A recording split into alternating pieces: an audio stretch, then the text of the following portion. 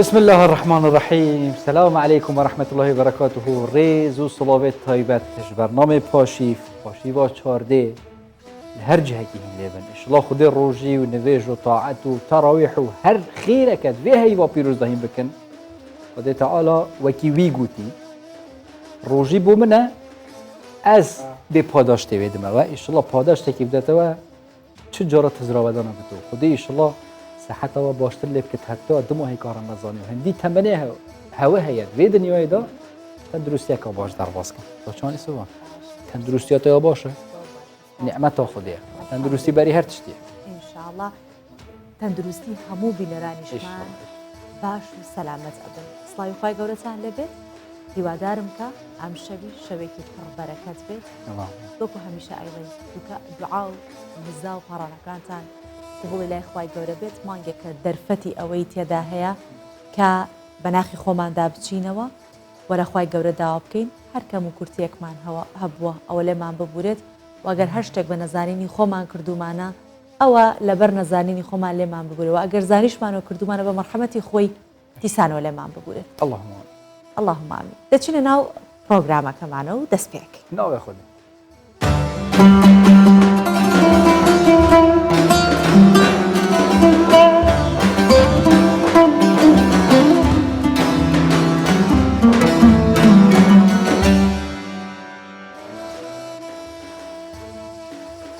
طبعا ناف برنامه پاشیف ده همین رنگا تقریبا امنیشون دیم که 4 رمضان در بازبط هر جهه کلی برچن بحث رنگا کرد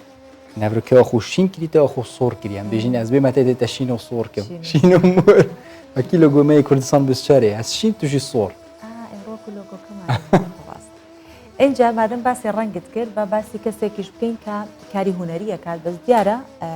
کاری خوشنوسیه کرد اویش رقمان لنا رنگکانه حتما عوضه بو بلان بشکل کیتر گنجکی شهر اسلامی در رگای هنری خوشنوسیه و بناوکانی خوای گورو دقیقانی قرآن او نقشواندوتی یعنی وقتا بوانوا دنقشنت بخوشنوسی کاری هنری دنقشنت لمانی پیروزی رمضان دا لنا مزگوتی گوری شهر اسلامی پێشەنگایەکی تایبەتیان بۆ نمایش کردووە بۆ ئەو کارەکانی ئەو پێشەنگایەک نمایش کراوە هونەری خۆشنووسیش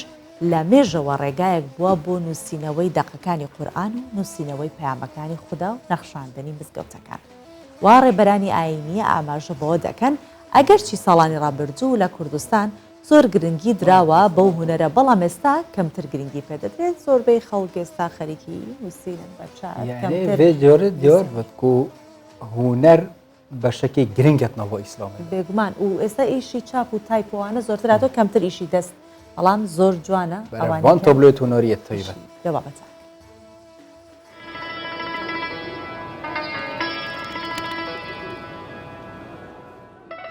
تەمەنێک بە نووسینەوەی دەقەکانی قورئان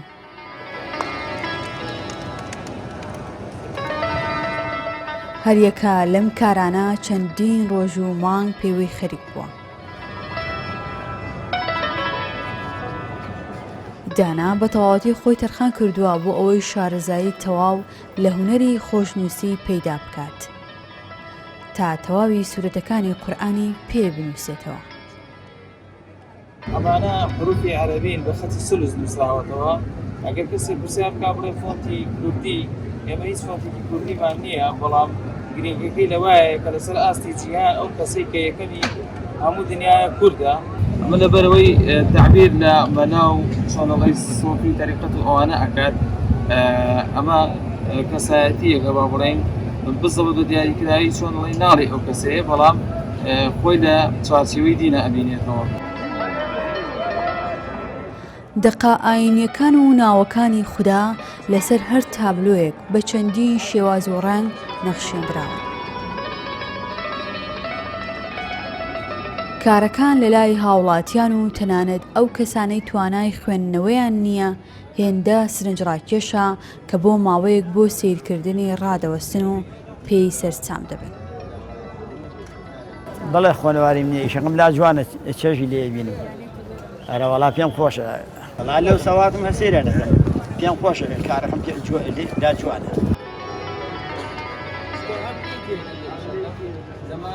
قورئان کەلامی خوایە وتەی خوش هەرچی چۆنێ بینوسیتەوە جێگای شاناسی ئەم پیاوە ئەم فەنێتیا کردو ئەمە بە ئاسانی نەکراوە 6 مانگ من لە خەیاڵمان بۆ کە ویستووە ئەمە بەکاربێنم لە دوای 6 مانگ ئەجا دوای هاتووە ئەم پرۆڤەی کردو توانێتی یەکێکیانم بینی لەمانە وتی دوای 6 ڕۆژی گوناگم چەنی وتی من نووسیمە ئەجاتەوە من نووسیمەتەوە. مزگەوت و شوێنە ئاینیەکان بێ بەش نین لە نەخشاندنی پەیامەکانی خوددا. لە ڕێگای هونەری خۆشنووسی لە کوردستانیش سوچ بە سوچی مزگەوتەکان بەو هونەرە نەخشێنراون. لە ڕووی ئاینیەوە هەتاوەکو زۆر گرنگی پێ بدرێ هەر کەمە بە تایبەت لە مزگەوتەکانە لە شوێنە ئاینیەکانە وەکو ئاماژەم پێگر ئێستا بەداخەوانێ لە مزگەوتەکانی شاکەم بۆ تۆ جاران کە دیکۆری مزگەوتێگەکرا لە دەرەوە لە ناوەی مزگەوتەکان بەم جۆرە خەتانە ئەنووسرا بەم جۆرە شێوەیە ئەنووسرا.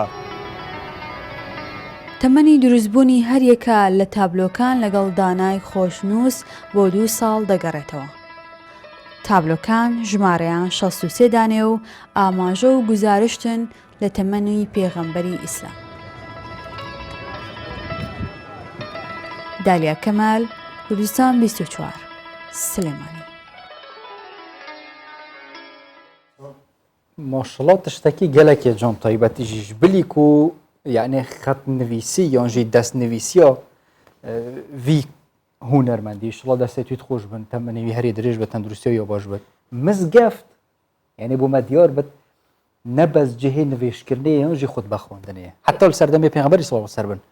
مزگەفت بۆ گەلک بابەتێت مرۆڤاتیەت گەلک مازن هاتیە بکارانە تەنانەت وەکو نەخۆشخانە بەکار هاتووە وەکو خوێندنگە بەکار هاتووە وەکو حەوانەوەی جێی ڕێبواران بەکار هاتووە لەوێ ئێستاش کە ئەبینین وەکو کاری نمایشی هەندێک ئەو بابەتە ڕۆحانی ئیمانیانەی تێدا ئەکرێت زۆر جێگەی دڵخۆشیە لە یادی نەکەین ئێمە زۆر لەو هونەرمەندانەمان هەیە ئەگەر مزگەوتەکان جێگەی ئەو بابەتانەی تێدا بێتەوە چ بەسا خەڵک بتوانێت لەوێ هونەرەکانی خۆی پیشاندات هەرچەند هونەری نووسین زۆر لە ئێران و لە مەغریب لە مەراکیش ئەو وڵاتانە وەرکە کورتیە هەی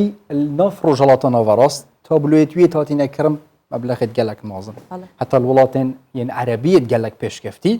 و حتا بریتانیاژی یعنی خۆشنویسیە هەی خەتات وەکیان بێژین تابلوێن یانژی کارێنوین هاتینەکڕین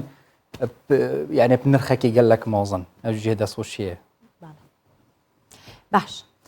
بە ئەم شەو کەمێکیش بەرەو گەرمیان بڕۆین گەرمەژی بەڵێ بابزانین لە گەرمیان چ باسە و لەبێەوە بێگومان ئەوەی بینەری ئێمە بێت دەزانن کە پامنێرمان لە گەرمیانەوە هەرێم جافە و هەرێم شەوی تۆ باش پارشەوی تۆ باش ئینشاءڵڵا پارشێوێکی پڕ لە خێر و بەرەکەت بێت پێمان بڵێ لە پشتەوە دیارە کە هێزەکانی پشتمەرگە لە پشتەوە یاخوا لە شیان ساغ بێت و تەندروست بن بۆیە دەمانوێت زیاتر باسمان بۆ بکەیت ئێستا ئەو شوێنی کە تۆی لێیت چ مەقەڕێکە چ شوێنێکە کە هێزەکانی پێشمەرگەی لێن. سۆڤان شڤان شەوتان باش من لە ناو یەکێک لە بارەکەکانی هێزی پێشمەرگەی کوردستانم کە لیوای حەفدەن دەکەوێتە خۆر ئاوای قەزای کفریەوە ئەم هێزانە بە چواردەوری کفریدا پشتێنێکی ئەمنیان دروست کردوەوە تا کۆگاتە نزیک حیستێمان بەگیش چەمی قوڕی چاوی و ئەو منتیقانە ینی بە شێوەیەکی گشتی بارەگایان هەیە ئەم شەواتومەتە لای ئەمان بۆی هەندێک گفتوگویان لەگەڵا بکەم چکە کەشوهەوای گەرمیانیش گەرمە و سەرتاش کە قسەم لەگەڵکردن زۆربەی پێشمەرکان بەڕۆژوون من زیاتر لە گەڵ کاک دلێر مەحموود فەرماندەی لیواکە قساکەم کاک دلێرەکە بێنێ ئێرە شەوتان باش ئەبینم بەم شەوەش پێ یعنی کە هات مەلاشتان هەموو ماشەڵڵا هەر ئەوە بۆ قیافە جوانەوەینەوە حازر بوون ئێوە لەگەڵ ڕەمەزان چۆنن ئەگەر هەندێک باسی ڕەمەزانم بۆ بکەی لە ناو هێزی پێشمەرگا بۆ پێی گەرمیان کەشواکەیشی گەرمە. سەرەتا بەخێر بێن بەخێرهاتنی کەناڵەکەتانەکەین بۆ ناو بارەگای لیوای حەفدا ئێمە وەک هێزی پێشمەرگەی کوردستان لیوای حەفدەی پیادەی وەزارەتی پێشمەرگە ئەرکی پاراستنی سنوورەکانی هەرێمی کوردستانمان پێ ڕاست پێدراوە لە خۆر ئاوای کفری لەپاڵ ئەو ئەرکەیە کە ئەرکێکی پیرۆزە ئەرکێکی پیرۆزی ترشمان هەیە کە ئەرکی ئاینی پیرۆزە ئاینی ئیسلامی پیرۆز ئەوەمان لەبیر نەکردووە کە کەش و هەوا لەم منطقانەیە لە خواروی هەرێمی کوردستانەوە فەرقی هەیە لەگەڵ ناوچە کوێستانیەکانی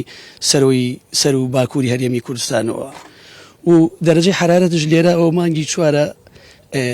بە ڕۆژ لە دەرەوە گەرمە ئێمە ڕێبایەمانەیە کارەبایشی نییە و بەڵام پێشمەرگەمانەیە لەگەڵ ئەفسەرمانەیە بە ڕۆژووە لە خۆمەوە تا پێشمەرگەکان دێنەوە ئیتر بە ڕۆژووە لە پاڵ کەش و هەوا گەرمەکەش ئەدر تایەتی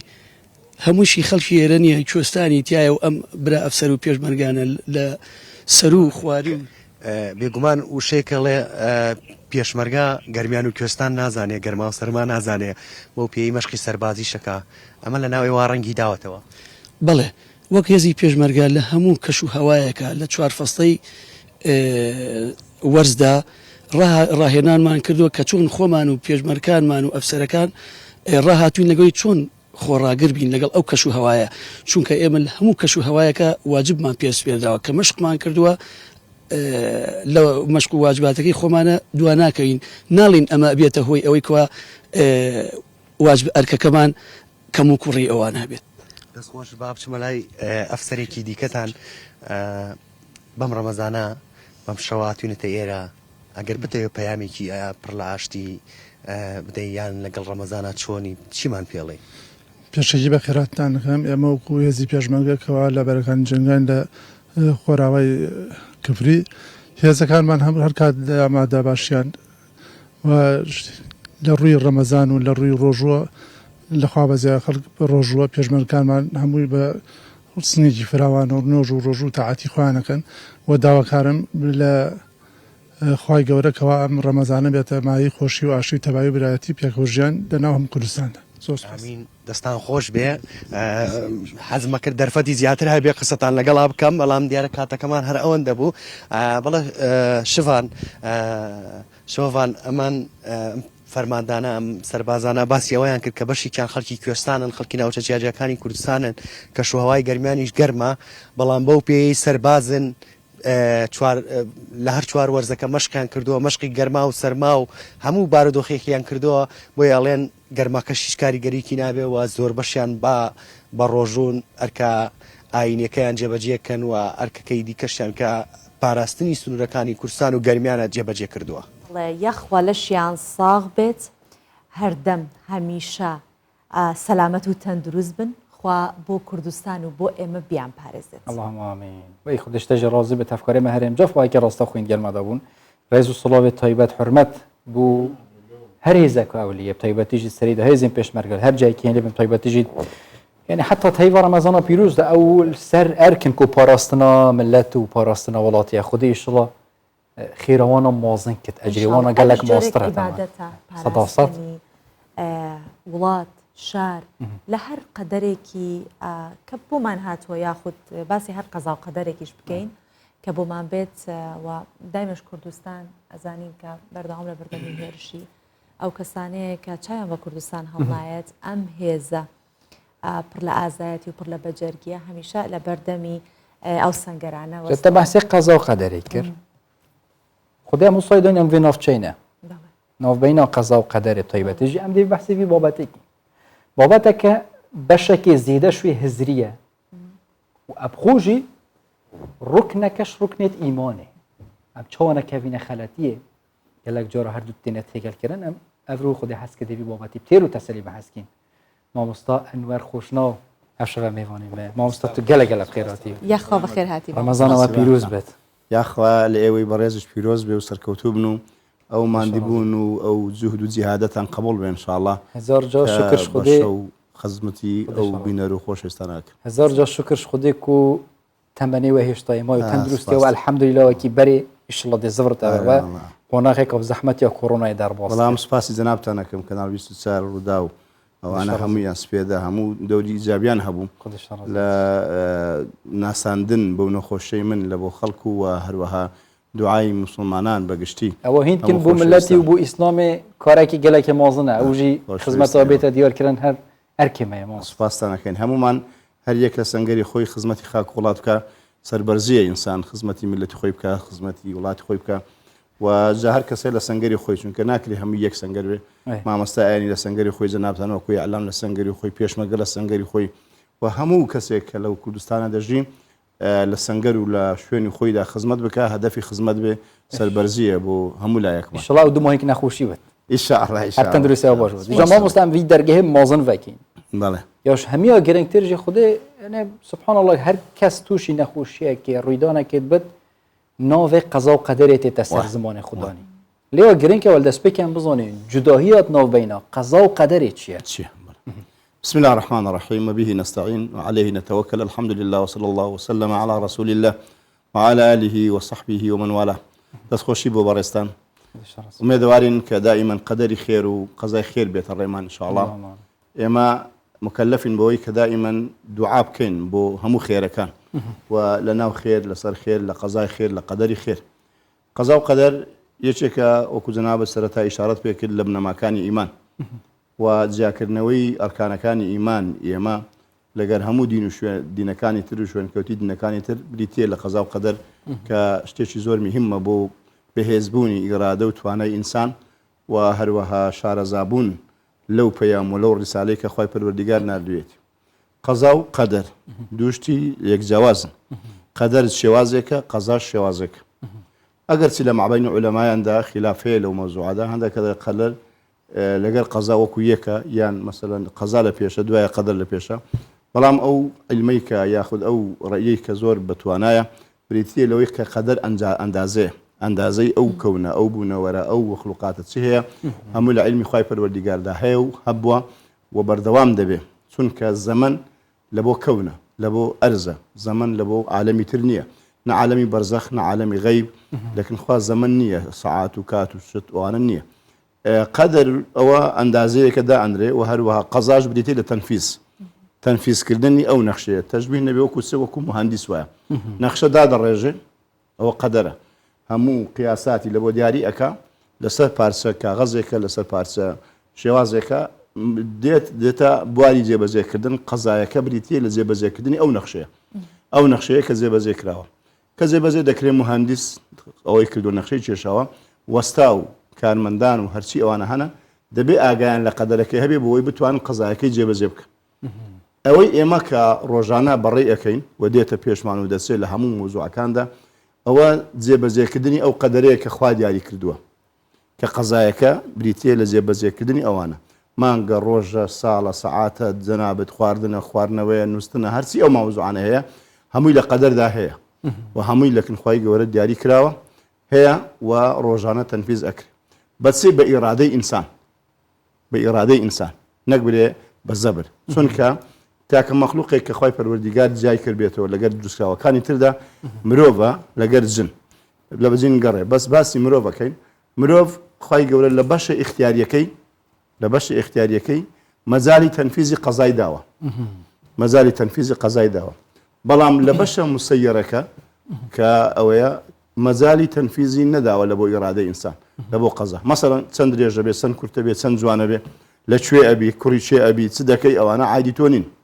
هەموو ئەوانە قەزا و قەدەرەکە عایدی خوایە بەڵام چ دەکەی و چ ناکەی ئەوە عایدی تۆیە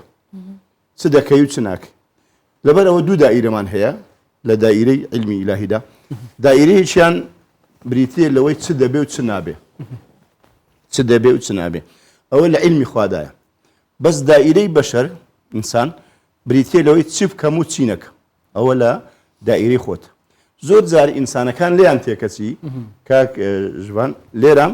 دێتە دائیرەی خوا چ دەبێ و چ نابێ سەری لێ دەرناچێت چکە ئیشی ئەو نییە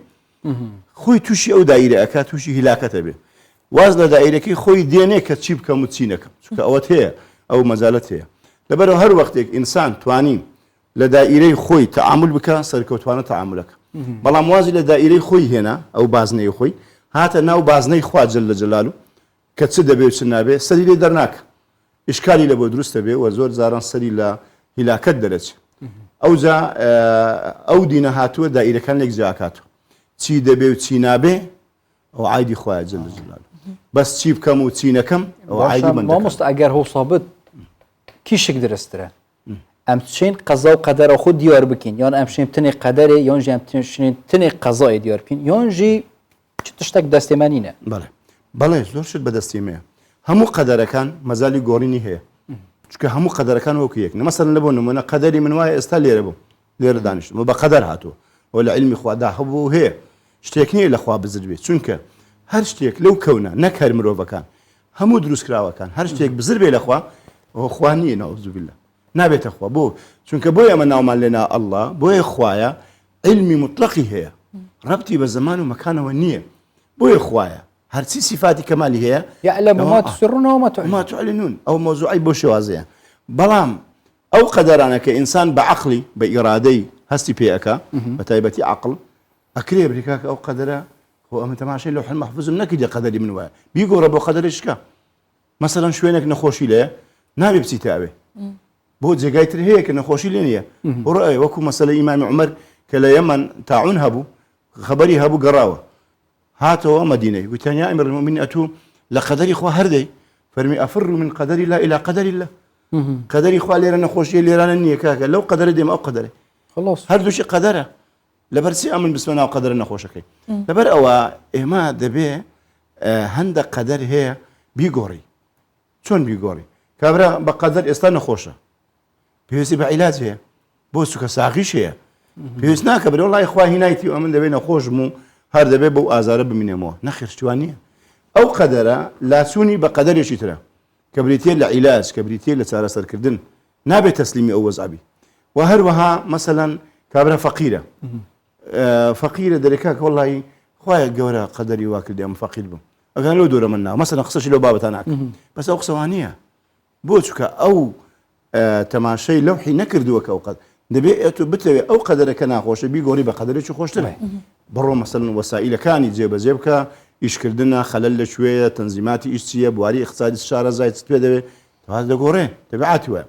هەندێک جار خوای پەروەردیگار جەل لە جەلالو بەخۆی قەدەرەکە بۆ ئینسانی دەگۆڕی بەخۆی بۆی دەگۆڕی کە ئیرادەی وابوو جاروێ تو بەدەستە خۆش نییە مەسەلەن هەر بەخۆش نازانین چۆن دەوڵەمەند دەبی بەخۆش نازانین چۆن شیفادێ ئەو ئەچێتە بواری معجزە ئەچێتە بواری حکمەتی ئیلاهی ئەوە جیاوازە بەڵام ئەوە معنای وە نییە تو پار دەیتۆ هیچ حرەکە نەکەی هیچ جمل جۆڵ نەکەی باشە مامۆستا ئێستا جەناوت باسی ئەوەت کرد کە هەندێک قەدەر هەیە ئەگۆڕێ لەو قەدەرانەی کاگۆڕێت نازانین کامێ ئێمە ئەگۆڕێت یانە بەس ئێمە بێ هەوڵی خۆمان بدەین بۆ نمونە ئەمە حەبیبە لەخوا پاڕایەوە کە خوددایە باوکم ئەبوو سوفیان و مێردەکەم کە پێغمبەر صلی الله علیه و سلم ڕزای خوای لێبێت سەلامی خوای لێبێت کە ئەم دوانم بۆ بپارێزە ئەم دوانم بۆ بهێڵە خۆی لەو دقەیە پێغمبەر صلی الله علیه و سلم پێی وتی تۆ داوای ئەجەلێک لە خواکەی کە نووسراوە تەواو بووە یعنی ئێمە ناکرێت داوای هەندێک شت بکەین لە قەدەرەکان بیگۆڕین وەک بە دوعاکردن بۆ نمونە تەمەند درێژیە بۆی کە کەسێک تەمەند درێژ بێ بپاڕێنەوە خوایە تەمەند درێژیکەی یا خوایە فڵان شتم بۆ بەباشی زۆر جوانە ئەوەی کە جەنابەت ئیشارەت پێ کرد لە مەسەلەی ئوم حەبیبە و باسی ئەبوو سوفیان و ئەوانە هەموو ئەو مەوزوعانە مەزالی تێدا هەیە کە گۆڕانکاری دروست بێ ئەتۆ ئیشی خۆتەکەی دوعاەکەی بۆ چونکە دەزانی لەکنخوا ئەو قەدەرە زۆر ئاسانە شت نییە لەکنخوا حاسێ بێ مەمنوع بێ خراپ بێ کۆمەڵە شتێک لەوانە کە خوای پەروەردیگار خۆی قەدەری وایە بەڵام پێویستی بەچی هەیە بە حرەکەیەک تو هەیە پێویستی بە دوعایەکی تو هەیە دەفەرمێتن هیچ لا يغير القدر إلا الدعاء يعني إلا الصدقة مثلا زاروية أو كدعاية يعني أو صدقة يعني أو تختيتا دبيته هو يقوريني قدرك هر العلم خوادا واب أو وسيلة بيته كاري أو شو مثلا استاتو قدري خوادا أو جوشت ناخرب ببي أو ببي كلان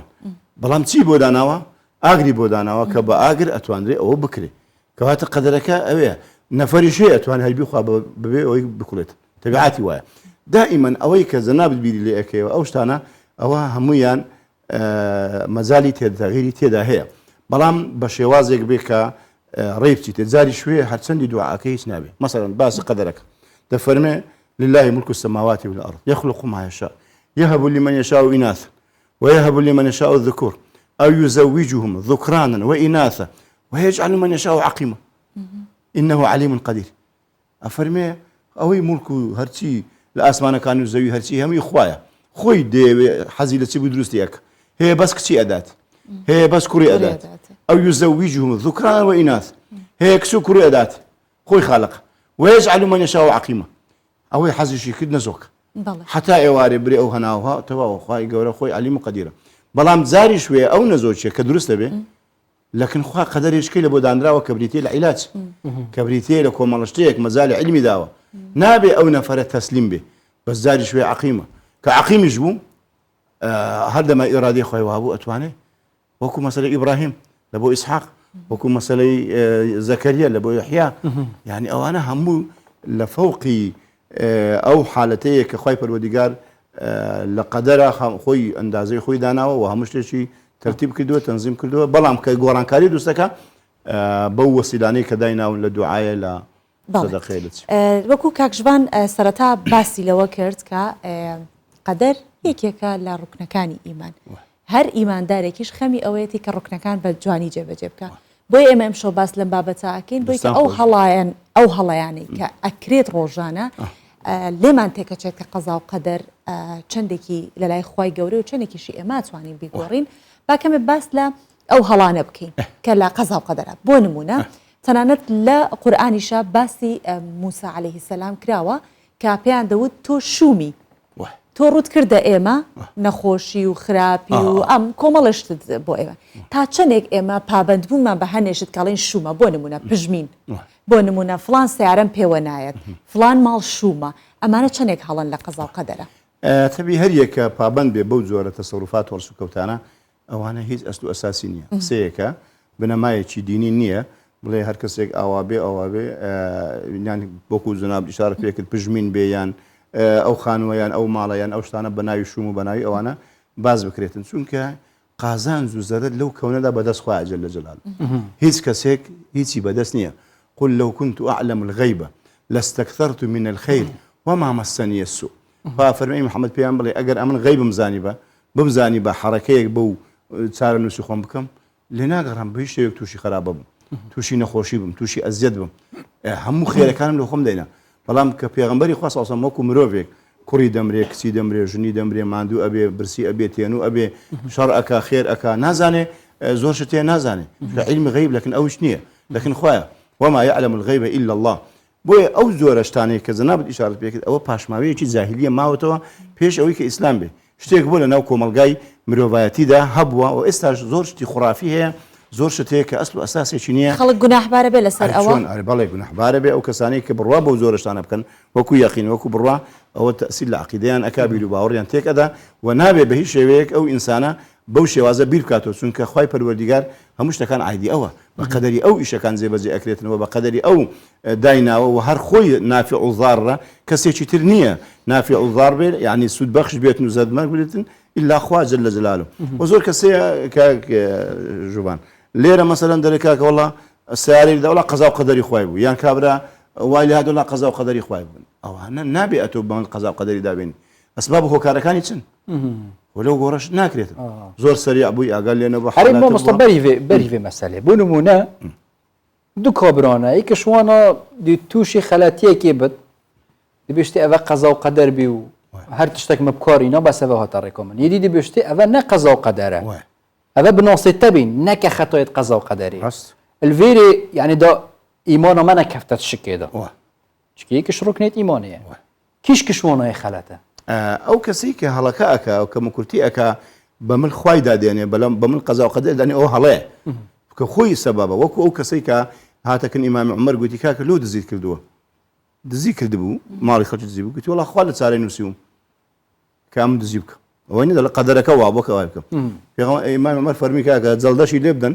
لبري بختاني بخواك خواشتي واناك وهروها او عقوبي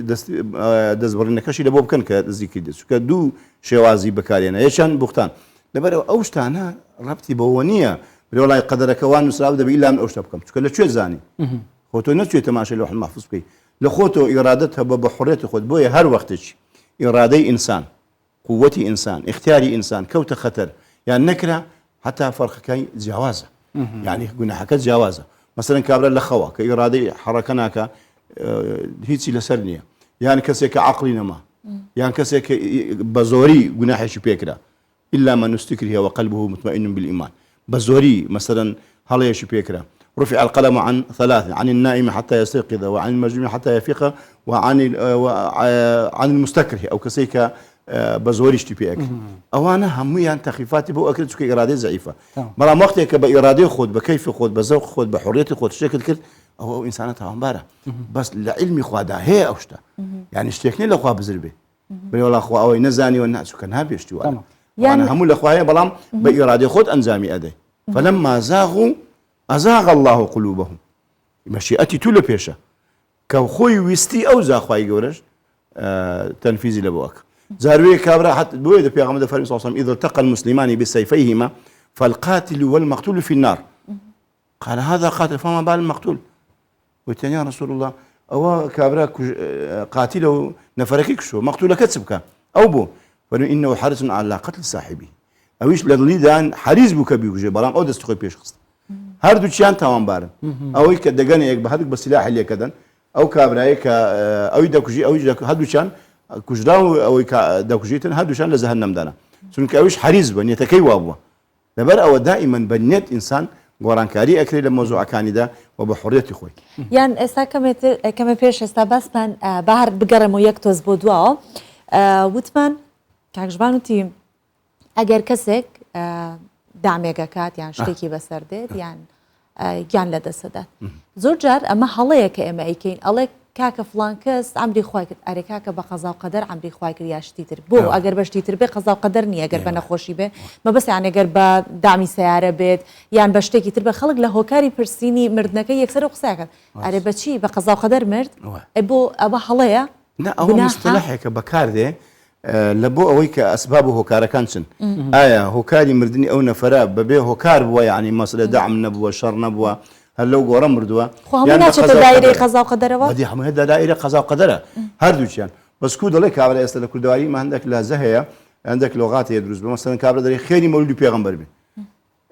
ئەوها فێر بووە خۆی باسەکەی نەزرا یان باسەکەی سەدەقەیە بەس بۆ فێر ببرێ خێری مەولودی پێغەمبەر بێ ئەوها فێر بووە ئەوە هەندێک کوزەناب ئیشارە پێکە دەڵێ بە قەزا و قەدەر بە یان حادیسەیە یان بە نەخۆشی یان بە نەخۆشی مردووە هەردووشی هەر قەزا و قەدەرە خۆ ئەوش هەر قەدەرە خی گەورە و قەدەری داناوە قەزایەکە بۆ شێوازە بووە بەڵام ئەوە مستەلاحەکەی ئێمە ناتوانین برین ئەوە جیاوازیان نەگەر ئەوە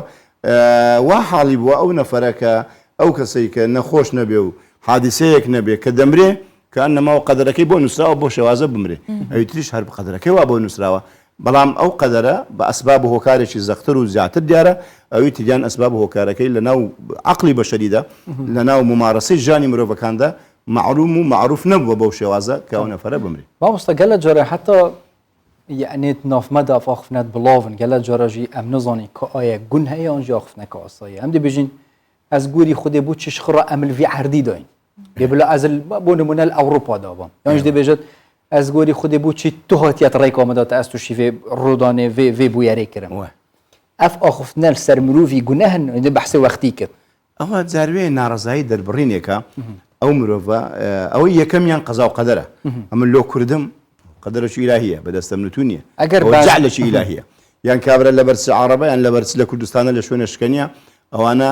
لێک جیاوازن یعنی ئەوە قەدەرە وەکو کابرا سوو بە حەزێ لە منتقەی سەرێ بووە و جێ خوێنک و خۆشە وتی خۆ بە قوربان ئەتۆ مارت لولو جێ گەرمەیدانە دەهینابەت لە منتقەی شەقراوە خۆش و جێش فێنێک بووە قەدەرەکە هەندێک شت هەیە خی گەورە خۆی قەدەرەکە لەو مۆزوعانە نابێ بەڵام ئەوەی تریان کە جەنابەت ئیشارەت پێکرد کابرا بە شێوازی تر کە دڵێ کاکە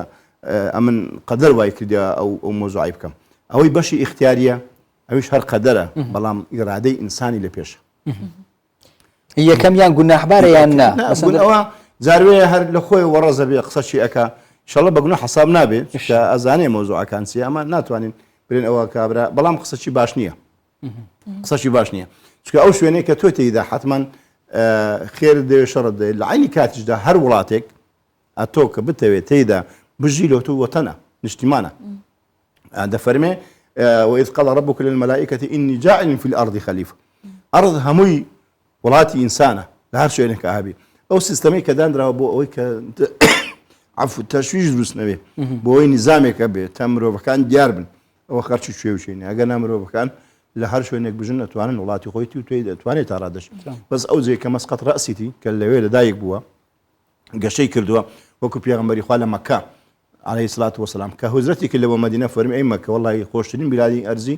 لە لای من ئەتۆی و ئەگەر دەریان نەکردمان قەومەکەی تو ئەمە قەت ناڕۆیشت لەبەر ئەوە هەندێک شوێن هەیە بۆ حسابە بەڵام ولا تنسى نصيبك من الدنيا وأفرمي نافرمي ولا تنسى نصيبك من وطنك يعني من مسقط رأسك دنيا من الدنيا همو دينا إيتويا دنيا برفرة همو ولا تنسى نصيبك من الدنيا وأحسن كما أحسن الله إليك يعني كواتا أتو أو أرزاء إيتوي هر شوية شليبي بۆ تۆ زۆر تەبیعیە بەڵام لەکوێ ئینسان گەشەی کردبێ لە دایک بوو بێ خزم کەسی لەوێ بێ زیاتر مەیلی نیشتمانی خۆی بە بەحسی جها کۆبرایەکی دەبێژێت هەی ئەو ڕۆژە پڕەش بێت وەختێ من تو دیتی هەی ئەو ڕۆژە بە نەفرەت بی کە ئەتوم ناسی ئەو قسانە هەمویان خرابن تەسیر ئەکا ولا تسبوا الدهر فإن الدهر هو الله حديث بيغمد فرميت قد قصي بزمان مرن شو زمان يعني خوا جل جلاله يعني أويك خوي جورا داينا أو قصانة هلانا خرابا جاربه كابرا لانفعال ولا تربون ولا اشتكى وانا اي دي قلت سن روجوشي ناخوش بو اي سن روجوشي زحمت بو اي سن روجوشي نكبد بو شنو مير بيك ودانش بجنك بيا وكلجنك تربو بجنك قلت تروجك او ناخوش قلت او روجيتهم ناسي قلت قبل بيهم ناسي تو عندنا ناخوش يعني او قصانه زور زارا ذكريه بشوازي كان مكابرا نارزايك دربره دهينيتنا اموزوانا أمید من وایە إن شاء الله أو زۆرە کەسا لە حالەتێکی ناتەبیعی ئەو قسانەکە ئەگەر ناڕەخنەگرتن لە قەدەراتی ئیلاهی بە شێوازێک کە لە بۆ هەر ڕەخنە بێ ئەوە خراپە بەڵام ڕەخنەگرتن لە قەدەرێک بۆ ئەوەی بگەیتە قەدەرێکی تر شتێکی ئیجابیە شتێکی ئیجابیە چونکە لۆ دائما خوا دەفەرمێ إنه فكر وقدر نافەرمێ فقتل كيف فكر دەفەرمێ فقتل كيف قدر إنه فكر وقدر فكر كرنوا الإسلام ده حتى كابرا بيدين جبه هرسي فكر كرنويك لبو إيجابيات زي الدسخوشية بلام أو قدريك بيتا سببي أويك أو كابرا هالي بجاردوا هالي خرابة أو اللي خوي بدبخت بيت أنا قلنا شيء ده قدري تو قدري شو باشترني بس بدوي ده أنا قريت هم بالي لدوي يعني إيش لنا بيجومان إما هر لا بازني إيمانا أصورينو تشكوت ما قضاء وقدر بشكل إيمان ولا ضلي مؤمنة دوش الجاقينا بيتو حسد لقل إيمان بيك وقد ناكري لي يكشونا بن هندك كسكانا بدس خوانية حسد يعني حزي شكان بإيمان بن آيا حسد أتشيت بابي رخنا قرتن لقضاء وقدر بون منكسك سعريكي باشي هيا من حسدي بي أبم مالكي باشي هي من بيم ناخوشم مالو منالكي أجانا مراتبي برزو خندن طاقن من حسدي بي أبم رازيني مخوايا بوبوشي من وانا بوبوشي بو أوابو تاچنك حسد أجت بابي رخنا قرتن لقضاء قدر بحقيقة حسد يشكل تاوانا كان يشكل لو قلنا حانيك إنسان توشي هلاكتك هر حسد بو شيطاني توشي أو مسيرك حسادتي بآدم برد أنا خير منه خلقتني من نار وخلقتني من طين وخلقته من طين يعني ليرة حسد يشكل لو بلاني كتوشي إنسان ده وإذا ناود إشارة بك فعلا زاربيا رخنا أجريكا كلو فلان أو هاي هو أمن أوامني أو أنا بويا حديث فرمي لا حسد إلا في اثنتين ده فرمي حسد درسني إلا لدوش عن بيت يجيان أو كسيك أخوة مالك دايتي أتو دبي حسد يبيك لبناء خاصة في قدر بيجي أخويا كو دايتي أو خش بدي من أمش صار في كم لبناء أخوة كسيتش قرآن خوينا شو روج قرآن خوينا تلقى القرآن دوست حسودي بيج بي أوي تيان حسد بمعنى زوال نعمة لفلان لبوتو أو زائزنية أو تاوانا أو رخنا قلتنا لقدر أو اشتش زور هذا بلام حسد بمعنى أوي كابرا كسيتش تاك بري خوايا لبوي زياد كي بنسبة مشكي أو يان درسته بوشي وازا درسته به بلام بشوازي ترخنا قلتنا لقدره أو زائزنية لروي إسلام أو كابرا حسادت بكسيك ببابري والله أو هاي بيجيشتو والله من نيجيش مي وضع كوايا ويان بو وايا بو أمن وانيما أو أنا هميان أتيت بابي ناشكري كدن وبيت جناحك لو جناحانيك دبيتو بيل سر بكريت. جقلوا يك أخوي حسد جناحه إن جاء أتيت بابي رخنا شوا لقدري خوا أو بيت كبريت ذكر ليه. دبيت كبريت ذكر ليه تبي إمام عمر يخذ جواب دستي. آلي. نبي جناحتك. قلت خاله بيدان هم دزيوكم. ما مست كبريت هي بروجي خوي داناي يعنيش أفرو حتى صالة كدي تشكت وتشناكت. بتايبت باباسي قطابي وطلبانا كين نكت يعني أزمونا دا إن شاء الله سركفتن بهرا هم يابت همين نجحبن همو يدخيني بدزواني بلاني دادني أو هذا كم دبما دكتور دبما أندازيارو أنا بلا توشي حالتك توشي هرشتك دبي بلانا كسر ناقري لەو کاتە کە خوا دەیەوێ بەرەو قەدەرێکی تر بە خێری بوو دەنووسری لەسەر ئەو پرۆژەی داینەوە دەبی لەسەری بڕوایانیش ئەوە پرۆژەکە بوو سەری نەگرتەوە دەبی پرۆژەی دیکە هەبی هەر تەختیتێک هەر نەخش ڕێگایەک دادەنرێ مرۆڤ دایدەنێ بۆ ئەوەی کە خزمەت بە خاک و نیشتمان بکە بۆ ئەوەی خزمەت بە دوا ڕۆژ خۆی بکە بۆ ئەوەی کارێکی چاک بکاتن زێت پەنجەی داربێ هەمووی ئیجابیاتەوە هەمووشی ئەجر سەوابە ئەگەر نەگاتە شوێنی خۆشی ئەگەر سەریش نەگری دەفەرمێ ئیختەنیم خەمسەن قبل خەمسی حەدیثەکە ئەفەرمێ باسی تەختیتە دەفەرمێ ئەو قۆناغەی کە تێیدای پێنجشت هەیە پێش ئەوەی پێنجشت پێتەی ڕێت سوودانی وەربگرە استیفادەی لێ بکە بە دوو قەدەرەکەی دابگەڕێ قەدەرە ئیجابیەکانی ئەو پێنجانە باسی ژیانە پێش مردن باسی دەوڵەمەندیە پێش فەقیری باسی سەحەت خۆشیە پێشی نەخۆشی باسی گەنجیە پێشی پیری باسی ئەوانە دەکاتن تا ئەو ئینسانە نەخشەی هەبێت تەختیتی هەبێ حرەکەیەکی گورجگۆڵ و چالاک بکە هەر بۆیە تەماشا ئەکەی زۆر ئینسان هەیە بە تەمەنێکی کورت خزمەتێکی زۆری کردێ چکە نەخشەی هەبوو پلانی هەبووە و ئەگەر لەوە نازیح نەبوو بێ دەستەوەستان نەبووە ئەو پێشکەوتنی مرۆڤایەتیە لێرەدا هەمووی بە نەخشە بووە هەمووی بەماندی بوون بۆ خۆنەی بەزارێکی کارەگەیش بیتێ ئەوە چەند جار ماندی بووە چەند جار ئەو قەدەرەی بەنسیب نەبووە گەڕاوەتەوە سەری ڕێگای گۆڕیوە ئوستوبی گۆڕیوە تا گەیشتۆتە نەتیجە یعنی هیچ شتێک نییە لە یەکەم زار ئینسان بیگات لەبەرەوە ئەو برادری جناوت باسەکە ئەو قوتابیە کە نەخشەی دانا ئەوە بکە بەڵام دەبێ خۆشی بۆ ماندی بکە دەبێ بتوانێتن کە نەخشەکەی بێنێتەجێ کە خۆی ماندی کردو نەخشەکە نەهاتەجێ ئەو هەر مەجوورە پاداشتی خۆی دەستەکەوی لە خزمەتخوا و ئەگەر وریابێ لەوە نەجح نەبێ لە شتێتر بۆیە لە منداڵیدا دەبێت دائیمەن ئینسان پێش ئەوەی ئەو منداڵە بچێتە قۆناغی 6 ساڵی دەبێت ئەتۆ دایک و باوک ماهیر بێ تێبگە ئەو بۆ چ باش ئەدی یعقوب عەلەیهی سەلام زانی کە یوسف میراتی پێغەمبەرایەتی بۆ ئەوە منێت بۆیە ئێتیمام هێندە بە یوسفدا بۆیە ئاگای لە یوسف بوو هەر لە منداڵی تێئەگەی کە ئەو شانی ئەوەیە کە ئەو وراثەتی ئەنبیایە لە بۆی بێتن لە پاشی بابی یعنی دەبێت ئینسان زاربێ ئەتۆ ئێستا منداڵت هەیە دوو منداڵ هەیە سێت هەیە ئەزانی ئەوەیان مەهارەت و زیرەکی و توانای فەرقەکە یان زاروێ کابرا لەبەر ئەوەی ئەوە کوڕە ئیحتیمامی پێیادا ئەوە کچە ئیهمالیەکە ئەگەر چ کچەکە زۆر وریاترە زۆر شارەزاترە زۆر بە قووەترە لە کوڕەکەی لەبەر یعنی ئەو هەڵە ناوشتانە دەبێت ئەتۆ زمینی بڕەخسێنی بۆ ئەو گەنجە بۆ ئەو منداڵە بۆ ئەو کوڕە تاکو بتوانێتن پێ بگا بگاتە ئەو مەطلبەی خۆی ئەو داوای خۆی باشە قەناعەت لێرە ئەچێتە چ بازنەیەکەوە قەناعەت ئەچێتە کوێوە چونکە قەدەر باسی ئەندازەیە مقدارێکە کەمیەیەکە ئەندازەیەکە قەناعەتیش پەیوەندێکی ناڕاستە و خۆی بە ئەندازەکانەوە هەیوانە چەندێک ئێمە قەناعەتمان بە شتێکە بێت لە باسی قەزا و قەدەر قەناعەت چ ڕۆڵێکە بینە قەناعەت بەو معنایی کە یەقینت هەبێ بە شتەکە تبي أو أصلا ودبي أو قناعات كلها بيبا وموضوعة قناعتش بمعناي تيربون لو شتيك توبة نصيب دبوا بوي بلا قاجنا كي بس لو هيك علي أبي هول بدين بو هندش كناعة الدست لا هندش شنيك شابه قناعات بكين أما تجي قناعات لما زالي شكرا بويتو حرام نبي أو شتيك إيجابية قناعات لما زالي دستوستان وتنبلبون أو شتيك سلبية نبي بكي نبي بكم قناعات تهبي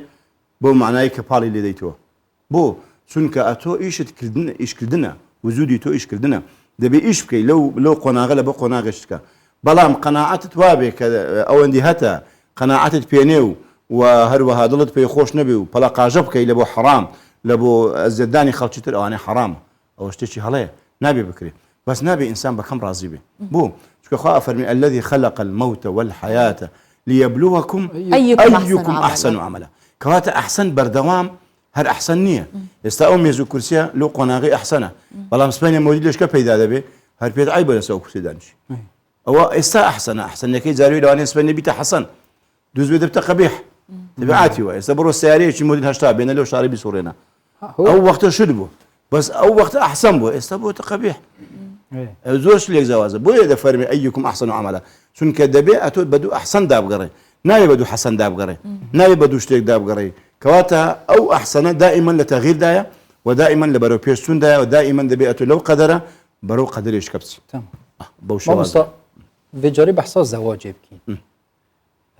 بيوانديا كراس تخويا قضاء وقدري فهي رجال جارة مرور ذيك افتخلتي بونو منجحي لك هي دەبێژە دیاڵە کە خودێکی پرسقی کرد قەدەرا منە و نعمەتا خودێ پشتینگە سوبحانە الله دەسەکی vêk nakin dê malek xirab bit kîşik baştir e bêjit kadê kîş xudê pirsqê min kit hema dê deykawiye dê çita malek dê biştî wala me kiçayet vêt bû kurê me û bêek û bibînim yala bixwazin û dehwatê bikin û piştîngê min dayekê ji bim yan jî êk biçit dîv biçit ka kîş kiça baş e kîş bikêr tê gel bax vit gel ne ax vit peywendî hebit yan nebit لە زەواجە تقریبا سەتا هەشتای ڕەبتی بە ئیرادەی کچەکە و کوڕەکەوە هەیە بە دەوروبەرەوە هەیە سەتا بیستی قەدەر دەوری خۆی تێدا ئەبینێت لەبەر چییە ئەمن سەتا هەشتای لە بۆ دادەنم سەتا بیست لەبەوە لەوەی ئینسان مەئیوس نەبێ مەسەڵەن جاروێت چەند ئافرەت چەند داخوازی دێتن ڕێک ناکەوێت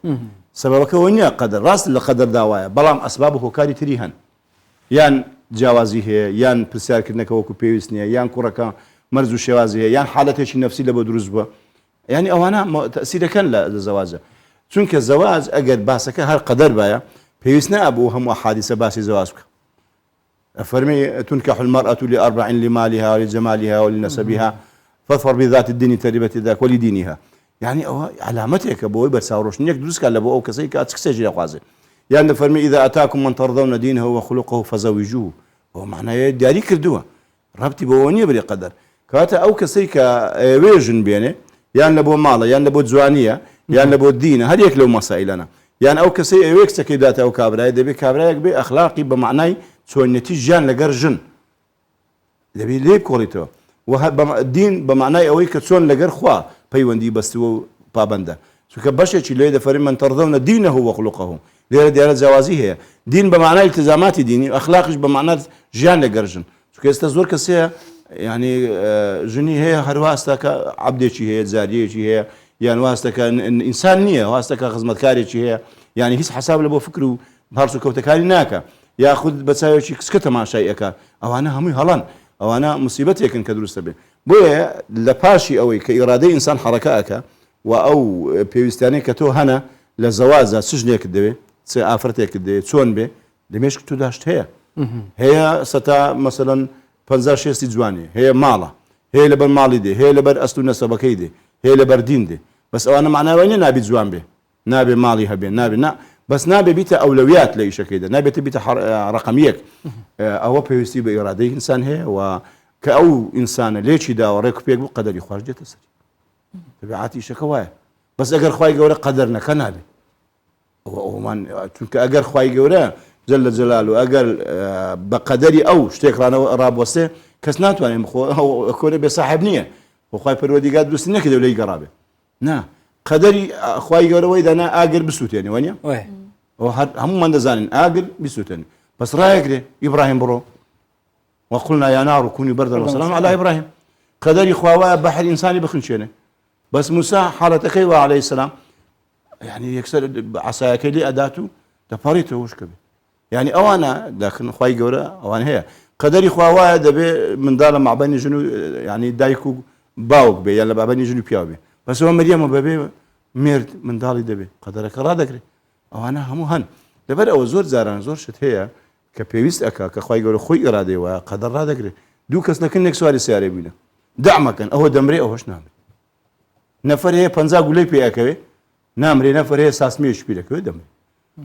كاتي توابوه يعني أو أنا هميا بقدرات إلهين بلام حذري خوشي هي يعني أو معنوي إنسان بالله أتبري كورة دي الله أمبارم دايتو خواي جورا سجنا شي لبو من نسيبي أو ذاك كابرا كابو حتى دينيش بيستيجن لبو كورة كيبيني قلتي جنيكم بودي تيوا شو نيوجكا بروجي بيدوشة من بيشم جنيكي أو زور وسفي ديني كالقرآن خوينا أوانا كورة كاش برك أو صعبتي أو قلتي بابا ما دام هروا سوفي فرانكسم لو بينا بيا يقبو بساس على مزقتي بابا تبرق برك جوانا بركة بانا برك لشتي دزاني آخر أم تسلا قرآن خوينا يبكم تسلا لا شو نيوجبكم نابي توزك وصفة تدايب بأو شيء بجناتي خوي هرسي يعني عندك شت هذا بيئته أو أبعاد كان اللي قديته نابي هر يكشتي بقري توا أتباستي دينك مثلا راس الدين أساس بلام أي كاتج دات زائزة مسلمانك شنيشي يهودي بينه شنيشي مسيحي بينه كدين مسلمان إسلامي شنية لبيشي أوكردوه مزاري بداوا کەواتە ژن دەبێت بە ئەرچی خۆی هەستی دینیش بۆ ئەوەی یارمەتی دەری ئافرەت بێت کە بتوانین بە ئەرچی خۆی هەستی پیاویش هەروە پیاویش بە ئەرچی خۆی هەستی زۆر سپاس دەکەین مامۆستا ئینشاءڵڵا ئەوەی ئیماندارە و ئەوەی ئەهلی ئیمانە حەز ئەکات ئیمانی زیاتر بێت ئەوە یەکێک لەو ڕوکنانی کە لە ئیمانەوەش قەزا و قەدەرە وا بێت هەمیشە ڕازی بین بە قەزا و قەدەری کە خوا بۆمانی داناوە قەزا و قەدەر سەبی وەختی مەزید دەڕباز بی ئینشاءڵڵا باشترین قەزا و قەدەرەکانیشمان هەبێت ئینشاءڵڵا خودش ڕازی بێت مامۆستان شەوات گەلمە بین خودی خێرا بنویست دوبار ڕەمەزانە پیرۆز دەستان خۆش بێ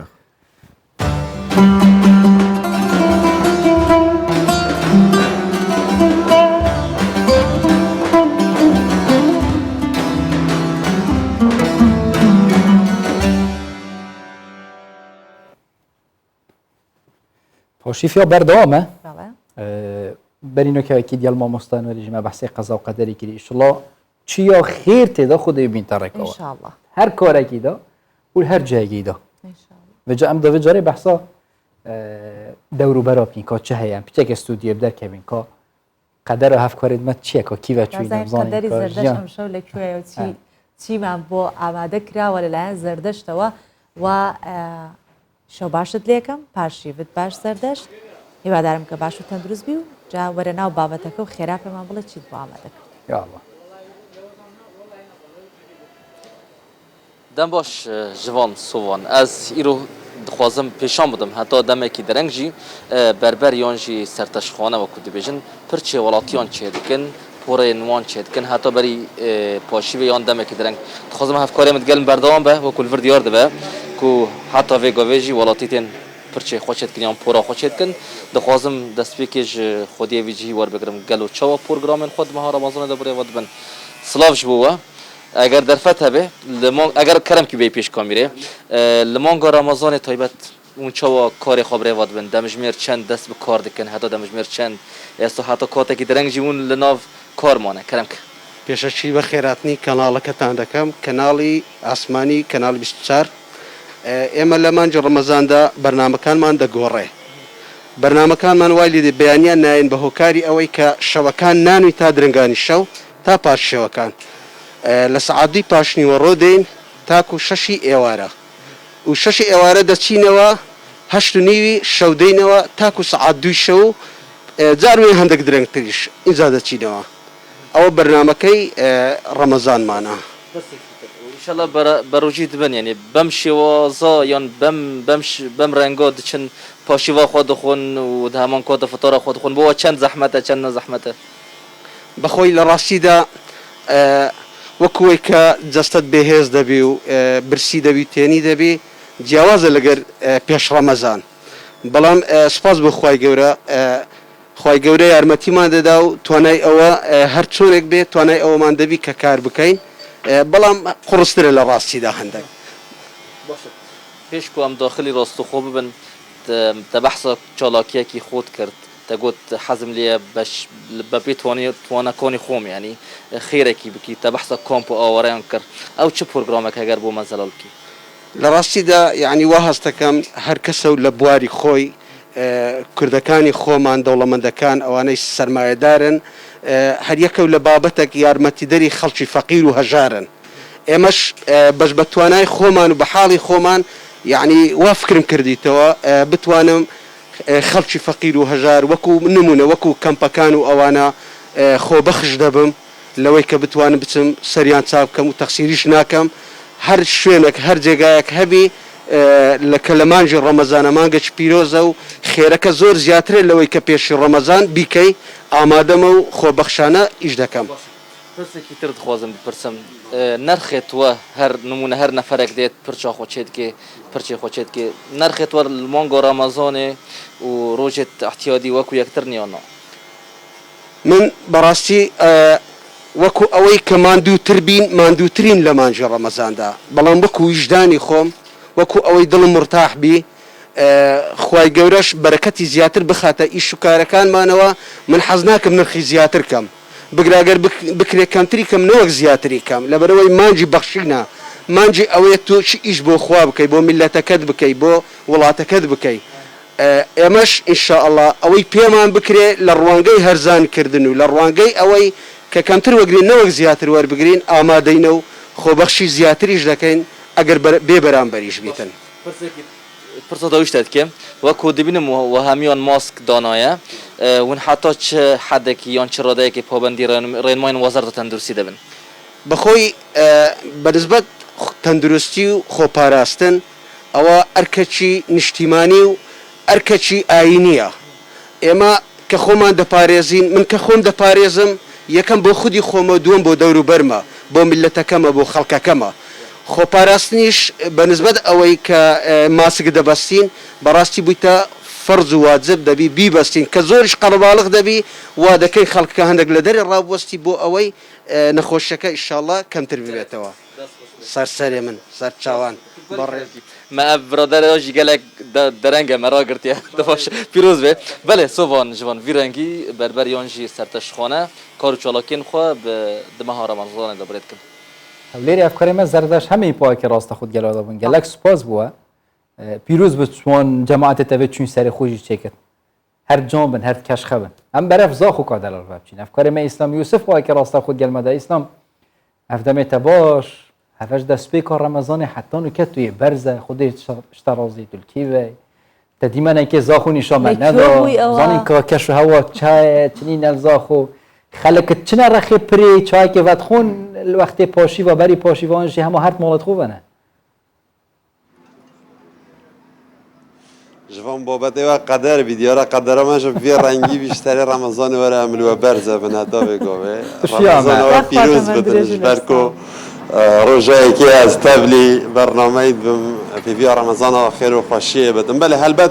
السنوره ده برای زاخوجی پرا دلال و کو آرامگاه و کو جایی که بهم ودان بو زاخویی هیا یعنی همو بونو هل کفتان ده خلق قستاوت کردن بگو بچه که دم درنگه له هیچ تاج خلق له دور برم پرته دیدن جوان تشتی کل ورته خارنو و خارن چای سر پلال پرا دلال هر وصا دندرمه کو خلق برجه کا زیادت خون دیسان خارنه جو خلق gelek jwan bu paşî vê ji qesta pira delal dikin û xwarinê dixwin ez bawerim te ji xwarinê pira delalê dixwarîne digel me de tu zanê xwarinê bita min ez qesta van genca bikim carê demê we baş bitin te gud bî ez naxwe mege tu naxwe cê xwe bide min bila tu kerem kevê dirê kakre nas başî paşî ve sihet bitin gelek xêratin dest pêkê xêratin awa dikin باش اگرم بحث کن هین چه کارت کم بوچی و اف شوه اش در و هلبجارد کنیم پاشی وش در و بخون ام خوا وقتی بجام دکاندارم پروژه بشه بجام باطولم شبت خانک پرادرال بورینم بله باشه و چه خور بو وی باشی خود کادنه تشت وصل سفری نیت قوی وکی گوشت و کباب تشت وصل و حوالا چه خور هوا جاکی ما باشه ده چه خوار یعنی مرو خوارنا گوشتی گره با روزی گرتن تهنی نبوده بجن سیره با روزی راستی لازم خورنت مثلا چگه سفک بن و کاده مثلا اغلبه کاده نه مثلا ملاک خفیف و چه توسا باشه و عافیت بتن روزی چه در باز الحمدلله گره خوشت بوده حتی نوکه رمضان خوشت بوده ایشالله هر سال جو صابتن دمک خوش بو چاخ و خون دا سال نبتن زور سپاس بو جوان الوری کادت نه چگرن یعنی کادت قراده هنه اید جاجی هنه اید پنیری هنه اید گوشتی هنه خلق شوی گلک جراوان کادا داخوازت کتم وان کادا بو پاشی زیده تر تنه خوارن سرباری کل خوارنگاه هر تشت های علی خوارنکا سفکتره هنده یکاک مسعود است بزانم دست بگار رمضان حتی و گاوه کاری و چاپره و چت خلکی زاخو چند خورنا پاشی واش در ود خودن قصدوات کتن خودی خورنا پاشی و حتی راده که باشه افساله نه وقت ساله چیه افساله بچه هنگاتی های بچه ساره کمتر ساله بس الحمدلله هر باشه درباره کرونا آمد بینن همی کوچک قلاچ که داگیر کردن دیدی مدرسه خسته هر جهی بویره و رنما هین چوانه خودی بو رنما ام گلک پیگیری پیت کن چونکو اوه وقت دیجن ارکه که لازم هم خواه پوریزن و دورو برای خواهج پوریزن چونکو اف کرونا چه علاج حتی نوکه نهاتی دیدن یا گرنگ او مروف هر شیوهی که خواه پوریزد کمبین و وەکوت بێجن هەفلی هەف نەبن ئەم پرادەلال هەلبەت هەمی گاوا هەر کیش باژێرە کوردستانی بێتن تێدا vêrê gelo vêrê karê we çawa li vîna karî hereka şûlî baş e خودی لڤینا کۆری ئەف ساڵە ینی بچە کێمترش ساڵی چووی هەنی خەلک کێم وجبەر ئەف قەیرانە ئابووری سەرمەداهاتی و ئەف قەیرانت وەکو کۆڕۆنای وەکو بەحسێ قەیرانە کرد قەیرانە داوین هاریکاریە خەلکێت کەم بها چاوان بها هەر وەکی خوانە ئەم هەندیش ما بێت ما دی $20 و گران بینا $20 ما شدخوا هوا کو بره ما گران نکرینه ام حتی تقریبا حتی ساعت سیه که عمل ویره چکو پشتی سیه کس نمیدن و که متمینن ام سر هر سپاس کاک مسعود کو تگال مداوی بله الویره بفی آوای یعنی جوان خورن البته من قلوان جو تجي هذا خازين وان هفالان نوين كود جورفن اللي او خوارنا تايبتا كود تحجت كجوان الفيدري نمويز بوارم نينا اگر ازاوش نشاني تاك ما اف شفت دلتاج برباوي خوارنيج بفي اوي خلق باشي وين خوش دربت كت سنور دور ازا خوش جوان اسلام بالا خوش خوفه كده بو تزفر مزاخو خودي حس كت از رمضان نشم تو خوزاني باشي و عمل ويري فتراجي اسناگ هم بس خودی حس که از دیبوته از خو پاش به تو ما دعوت کل دف جماعت تو زانی و جاکا شیوامه کافراوینا ما خودی حس که سر حساباته قال لك ممنون افکار ما اسلام یوسف تو پای که راست و خوش زا خود گل مدابی بس پا نکب ناست قدر الصباحی و دوز با حتی دمای که رمضان جیوه تو شفت زا خو نشامه بدی تمام خیر بمینی زور سپاس هر بجی هر جهی پراستیشی هر جهی تایبت مندی خواه هی دهوك بتزاخو بتهولير بالسليمانية بتأكري بتحلب جبت هر قش بنك قلاش كافي ولاتي سبحان الله طيبت من دي أخوها إن شاء الله هرا مشان وخلق جهمية روخوشة درست وسلامة ولاش صاغم دور بن لهمو بلا ونخوشي ونخوشيك بابي نسر توري دوهمي برنامج كمان كأمشو بدلي وكسانة بيت كحزان لبابتي تندرستية بتهايبتي ئەو کەسانی کە زۆر گرنگی بە پێست دەدەن بە تایبەتی ئافرەتە بە تایبەتی ئافرەتان بەڵام ئێمە هەوڵیەوە نادەین تەنها قۆرخیکەینەوە بۆ ئافرەتان چونکە پێست گەورەترین ئەندامی بەشی یاخود گەورەترین ئەندامی لەشی مرۆڤە کە هەموو لەشی مرۆڤی داپۆشیوە طبعاً بەرپرسیشە لە دروستکردنی ڤیتامین دی کە گەرمی و ساردی لەشدا ڕائەگرێت و جگەلەوە لەش دەپارێزێت لە هەموو باکتریا و هەموو شتێکی خراپ لە دەرەوە یا هەر هۆکارێک کە لە دەرەوە بێت وە هۆکارە ناوەکیەکانیش کە کۆمەڵێکیان کێشەیەکی زۆر هەیە بەڵام ئیتر ئەمانەیە زۆر ناچینە ناو بابەتەکەەوە زیاتر لەبەرەوە کە دکتۆری پسپۆر بەهزاد مزوری پزیشکی پسپۆری پێست و جوانکاری وەلیزەر لەگەڵمانە بەخێر هاتی دکتۆر هینگەلە بخێراتن و ڕەمەزانەوە پیرۆز ڕەمەزانیەوەش پیرۆز بێ زۆر میوانداریتان زۆر سپاس دەکەین دکتۆر با سەرەتا بەوە دەست پێ بکەین کە هەموو جار پێست یەکسەر عازلێکە بۆ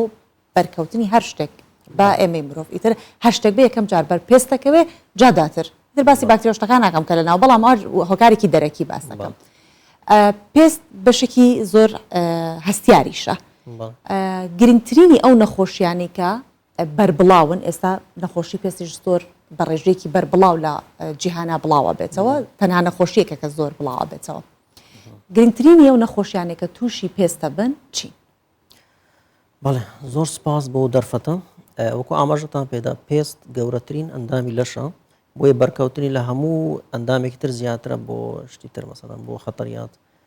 زۆرترین نەخۆشی کە تووشی پێست دەبێتن بڵاوبوونەوەی فەتریاتە لە کەسێک بۆ کەسێکی تر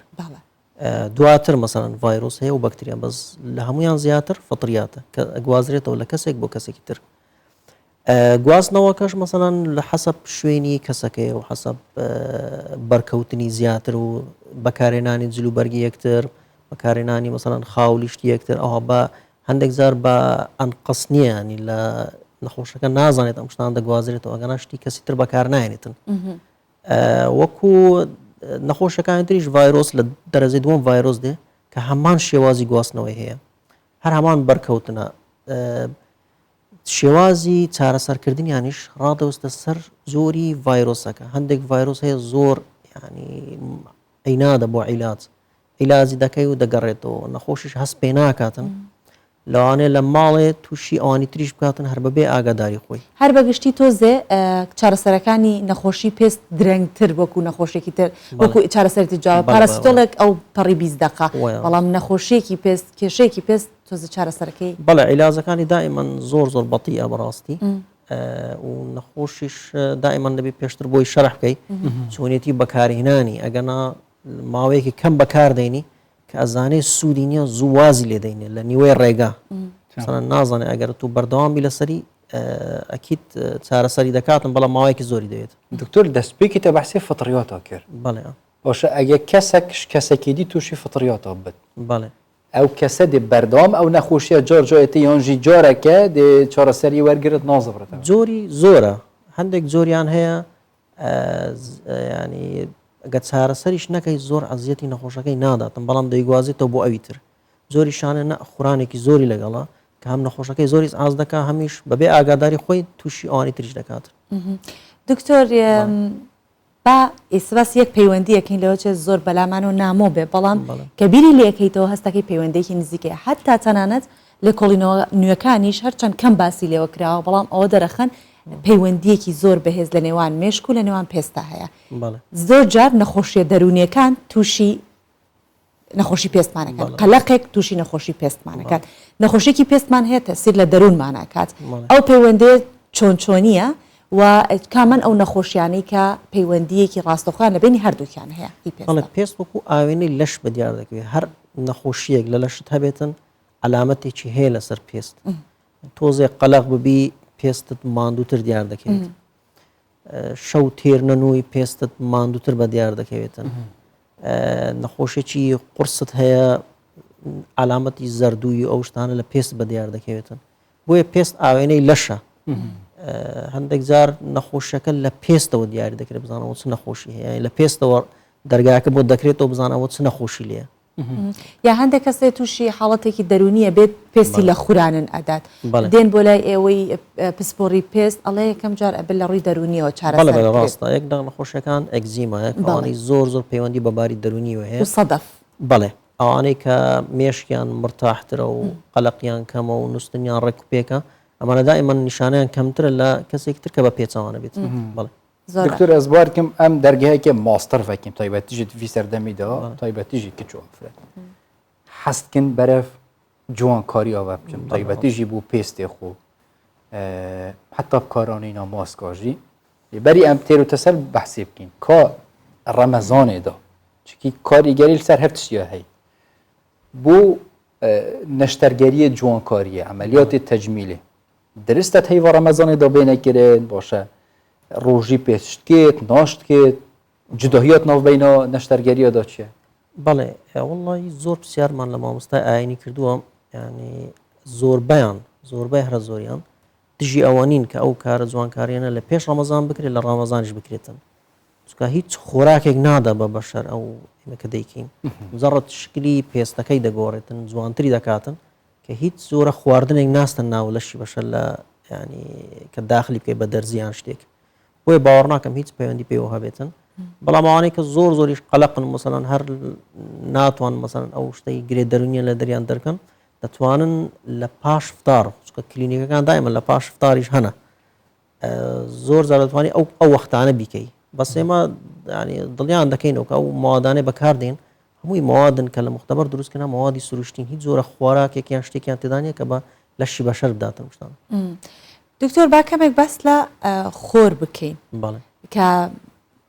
ڕاستە و خۆ لە پێستمان ئەدات و خۆری ئێمەش ماشەڵڵا تیشکێکی زۆر بەهێزی هەیە بۆ ئێمە خەڵکی هەولێر کوردستان بەگشتی ئەو دژە خۆرانەی کە بەکار ئەهێنرێت پەیوەندی بە پێستەکەەوە هەیە یان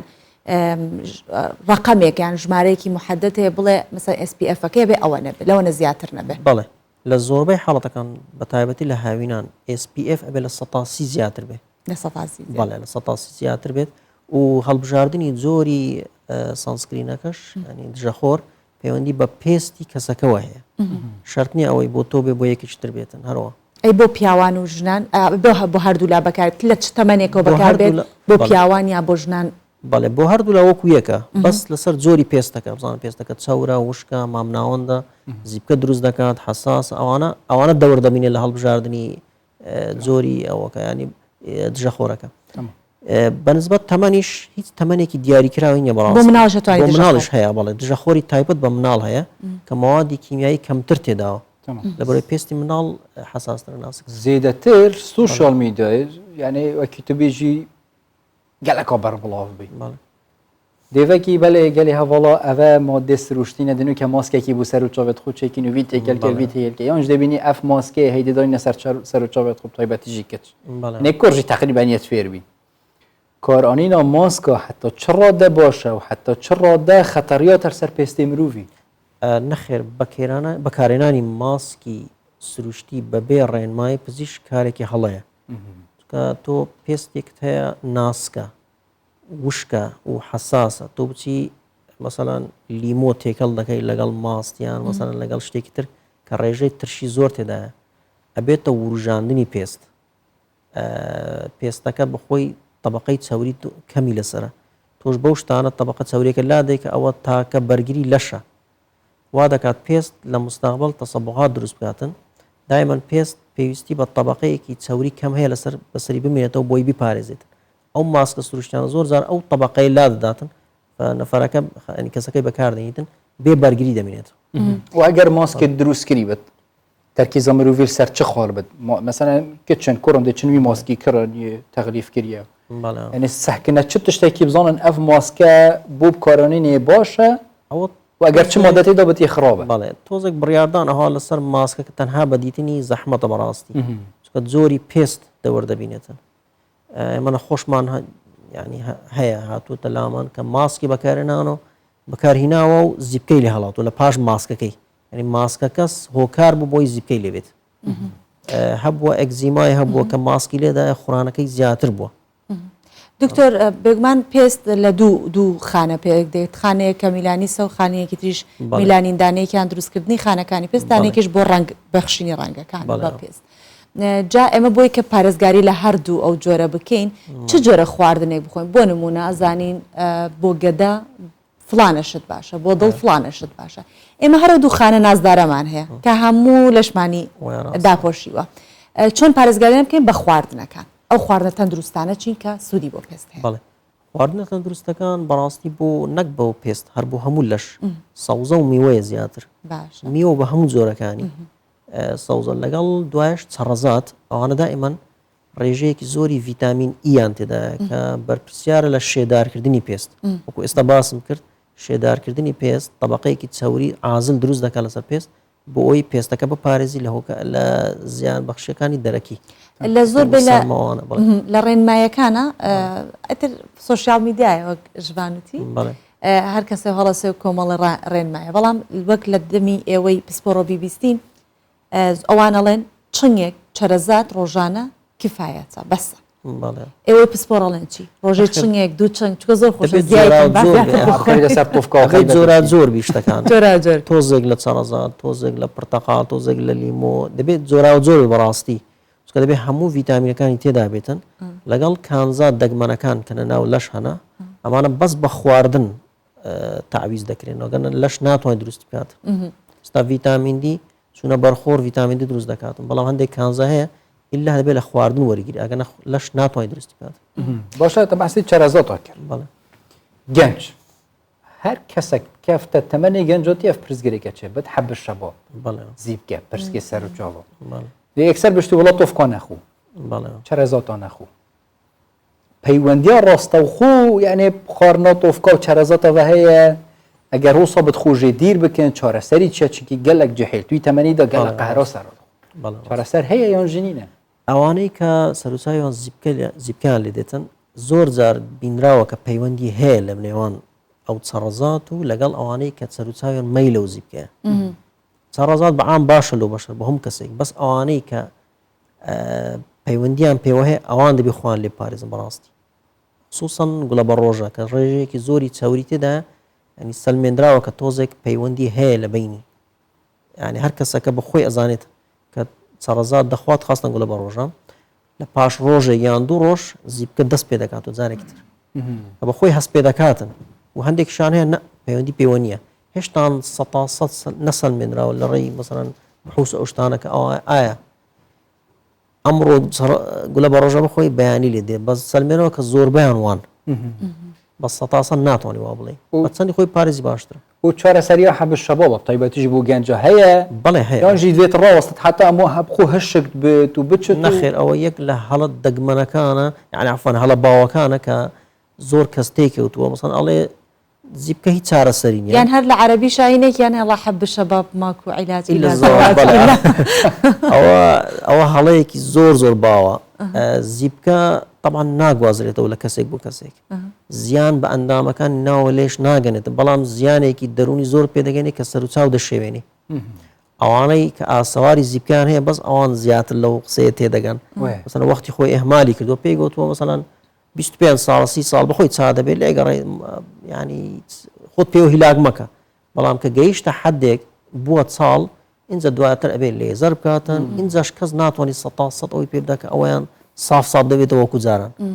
ئەوە هەڵەیەکی زۆر باوە بۆیە چارەسەرکردنی زیبکە لە کاتێکی زۆر زوو پێویست زۆر باشە پاکردنەوەی بابێنە کەمێک بینە سەر باسی پاکردنەوەی پێست ئەگەر ئێمە ماسکەکان بەکار نهێنین وەک بوتت ماسکی سروشتیە بێ بە ڕێنمایی پزیشکیش بێت تەنانەت هەندێ ئامێری نوێ هاتووە هەندێ تەکنەلۆژیای نوێ هاتووە کە باتۆ ناو بوارەکەەوە بەهۆی ئەو ئامێرە تازانەوە میزۆتراپیە کرێت هایدرۆفیشاڵە کرێت زۆربەی ئەو شتانەی دیکە ئێستا من ناوەکانی نایەتەوە بیرم ئەمانە تا چەندێک کاریگەریان هەیە و کاریگەری نەرێنیشیان هەیە چکەلەوەی کە پێست جوانەکەن بۆ سەرەتاکەیەکەی زۆر جوانە بەڵێ کاریگەری ئەرێنی و نەرێنیان هەیە بەڕاستی کاریگەر ئەرینیەکانیان پێست پاک دەکاتەوە مثلەن ئەم مەساماتانەی کە جیراون دەیکاتەوە خانە مردووەکان لا دەباتن و لێزەرەکەش کە لێ دەدەی خانە میلانینەکان تێکەشێنەوە خانە میلانۆسات کە میلانی دروست دەکە کە بەرپرسە لە دروستکردنی خاڵ و لەکەم ئەو شتانە ئەوانە ئەرێنیەکانن ئی نەرێنی مەسەڵەن تۆ هایدرۆفێشاڵ کردووە یان لێزەر کردووە دواتر خۆت ناپارێزی یەکسەر ئێستا بە ڕۆژ بەبێ بەکارهێنانی دژەخۆر چەندێک دوای ئەنجامدانی ئەوە نابێت تا مانگێکیش پێست هەر حساسە بەڵام بێت دژەخۆر بەکاربیێنی چەند ڕۆژی ئەوەلی دوسێ ڕۆژی ئەوەلی پێست زۆر حساسە ئەبێ لەگەڵ دژەخۆریش کەمتر بەرخۆر بکەوی بەڵام لە بەکارهێنانی دژەخۆر ئەتوانی کاری ڕۆژانە خۆت بکەی ئەوە لە دوای لێزەر تقریبان مانگێکەوە پێست حساسە تۆزە لە بابەتی پێست دوورکەوین زۆریش نا بەسەر دیسان و پەیوەندی بەسەر پێستەکەەوە هەیە و بەسەر هۆرمۆنەکانەوە باسی مو ئەەکەین چونکە پسپۆراتێکی جەنابێت لێزەریشی تایە بۆ خانمان هەندێ لە ئەندامی لەشیان مووی دەرەچێت کامەن ئەو موانەی کە ئاسایی نین سروشتی نین و نابێ هەبێ بۆ نمونە سەکچێکی 18 ساڵ هەیە نایزانێت بەشکم لە ڕێی بەرنامەکەیمەوە بزانێت خۆی زیاد ینی مووی زیادە لەسەر لەشی بەشەر هەموو بەشێک مووی هەیە تە منداڵی ساوەش بەڵام زۆری مووەکە موویەکی سیز کە بە چاو دەبیندرێ و نابینە زۆر بە وەختانیش نابیدرێتن بەڵام کە مووەکە ڕق بوو ڕەش بوو لە عمرێکی ینی مثلەن کەم ئەوە ئەبێتن بە لێزەر لابرێتن ئەگەنا هیچ چارەسەرێکی تری نییە بەڕاستی و هەندێک کەسشان هەیە هۆرمۆناتیان بەڵانسی تێکچۆ بەڕاستی ئەبە ئەبێتن سەردانی پسمۆری هۆرمۆنات بکاتن ئەگەرنە لە لێزەریش زۆر کەڵکی لێوەرناگرێتن یانیش جەلسەی زۆر زیاتر دەبێت لە کەسێکی تری ئاسایی ئەو شوێنانەی کە ئەو مۆنا ئاسایانەی لێبێ بۆ خانمان بە تایبەتی سنگ بینی ڕان بینی هەردوو ڕان و سەر ناوک بە چیا بزانێت کە ئەمانە ئەو مۆنا ئاساییان بە ڕەنگەکەی یاخود بە شوێنەکان بکە باسم شوێنەکان بنباڵ و ئەو شوێنەی وتت بینی ڕانەوانە شوێنی ئاساین هەموو کەسێک هەیتی بەڵام زۆر لەسەر سنگ هەبێتن زۆر لەسەر سنگ و جۆری مووەکەش ڕق و ڕەش بێتن ئەمە شتێکی ئاسایی نییە بەڕاستی ئەگەر مووەکە زۆر سیز بێ و بە چاو یعنی ببیندرێ و نەبیندرێ ئەمە احتیادی ئەو شتە ئەتوانێتن وازی لێ بێت چارەسەریش نکات بەڵام مووی ڕق و ڕەشەوانە پێویست بەوەیە ئەو خانمانەی کە فول بەدی لێزەر ئەەکەن تا چەندێک مەترسی هەیە ئەگەر لەسەر سنگیان موو هەبێت و لێزەری بکەن لێزەر چونکە سنگ زۆر شوێنێکی حساسە بەڵێ لێزەر بەخۆی هەموو تەمەنێک و هەموو حاڵەتێک دەتوانانی بکە حتا ئافرەتی دووگیانیش لە بەرەوەی بریتە لە ڕووناکی هیچ تیشکێتی تێدا نیە ڕووناکیە چەند میلیمەترێک ئەچێتە بن پێست ڕەگی مووەکە ئەستێنێ ئیشەکەی هەر ئەوەندەیە ینی کارەکەی هیچ شتێکی زیان بەخشی تێدا نیە هیچ بۆیە ئەو غەڵەتە باوە لە ناو خەڵکەیە وازان ئەوەی دووگیان بێ مەسەڵەن یان ئەوەی نەخۆشیێکی هەبێتن یان فترەکی محەدەت شیردەر ئافرەتی شیردەر ناتوانانی بدات واتە مەترسینیە بۆ سنگ بە هیچ شوەیەک مەترسینیان باشە بینە سەر مەسەڵە پرچێ هەر گرێدای پیستیە کەژی گەلک گەنجۆژی بەرێ خوددا چۆندنەوە پرچێ یعنی پێست کرد پرچ وەریەت یۆنژی میبخویە بێ قووەتت وەرهێت دەخێر زۆر هۆکاری سەرەکی بۆ ماوەیە پرچوەرین بسایلاتی ینی مەسەڵەن ڕەگی مو وەرگری هۆرمۆنی نێرینەی تایە هەموو کەسێک بەڵام لە کەسێک بۆچی ئەم کەسە پرچی دەوەێ ئەمایان ناوەێ پەیوەندی بە حاڵەتی بۆ ماوەیی هەیە لە بنەماڵەوە دێت خۆرە بەڕاستی ئەوە دەکاتن کە وەرگرەکە نەشید بێت لە وەرگرتنی هۆرمۆنی نێرینەوە دەکات بووەکە بوارێتن لەو مەنتقەی کە زۆربەی کەسەکان دیارە مەسەن لای پێشەوەی سەرە لای تەنیشتەکانی لای سەرەوەتی ئەوانە زۆرترین حاڵەت بۆ ماوەیە بەڵام هۆکارەکانی تریش دەوەردەبینێن لە سەریعکردنی بابەتەکانی خێراکردنی سان تۆ فترێک قەلەقی زۆرە زووتر دەوەرێتن ئەیان نەخۆشیێکت توش بووە کە زۆر تەسیری لە تەندروستی کردووە ئینەن زووتر دەوەرێتن بەڵام هۆکاری سەرچەکە بۆ ماوەیە حاڵەتەکانی تریش هەن خاستن ئافرەتی دوو گیانی پاش کۆی دەجیان دەمیان دوای منداڵیان دەبێتن ئەو پێ دەڵێن تێلۆژین ئفلوڤیەم ئەوە وە دەکاتن بە ماوەیەکی کەم زۆربەی مووەکان بێنە مەرحەلەی وەرین بخۆی مو لە 3 مەرحەلە پێکات گەشە وەستمتبوون لەگەڵ مەرحەلەی وەرین ئەوە دەکاتن زۆربەی مووەکان بێنە مەرحەلەی وەرین جا ئەمان چارەسەری ئاسانترە لە حاڵەتی بۆ ماوەیەکە بەڕاستی ئی بۆ ماوەیەکە ئەبێتن بەردەوام شامپۆ بەکاربێنێت ئەم شامپۆنەوە دەکاتن کە مووەکەی بۆت بپارێز ئەوەی کە مایە بەڵام ئەگەر مووێک وەختێکی زۆر تێپەڕی لەسەری کاتێکی زۆر ئەمە ناگەڕێتەوە ئیلا بە پرچانەوە نەبێت جوری شامپۆی کاریگەری سەر پرچێ و پێستی پرچەیە سەریت کرد هەر جۆرە شامپۆیەک سابینەکە بدوێت مرۆڤ کاری تایبەتیژی کەڤشک کوردی دەفمە بادین بێژنیان کەڤشک چارەسەریەوەی چییە تایبەتیژ بوو پێستی زاواجەکە زێدەش دوو زۆری هەیە مەسەڵەن ئەوانەی کە سەدەفیان هەیە شتێکە ئەوانەی کە ئەگزیمای دهینیان هەیە هەرێکە و زۆری شامپۆی تایبەتی خۆی هەیە ناتوان یەک زۆرە شامپۆ بە هەموو شتێک بەکاربێنیت ئەوانەی کە پرچوەرینیان هەیە زۆری شامپۆی پرچوەرینیان لە کەسێک بۆ کەسی تر فەرقە پێستی وشک بێتوانانی شتێک بەکاربیێنی پێستی چاور بێتوانانی شتێکی تر بەکاربێنێتن بۆی ناتوانانی مەسەڵەن یەک زۆرە شامپۆ بە هەموو تۆشکێک بەکاربیێنی یان نوێک زۆرە شامپۆ بە هەموو پرچوەرینێک بەکاربیێنی و خۆدان بینە سەر بابەتی خۆدانە چونکە هێدی گەرمەکە هەیە لێ دەست بکەیت گەلە جۆرە دەبێژن وڵڵاهی هەندی خۆش لە شێمروی بێتە دەرێ گەلە باشە لێ گەلە جۆرە ئیزعاجە بوو خۆدانی دێچێت نەشتەرگەریەکە تایبەتیژی وەکی مەبەرین و کە بەحسکردی بنباڵ بن کەفشێت خۆ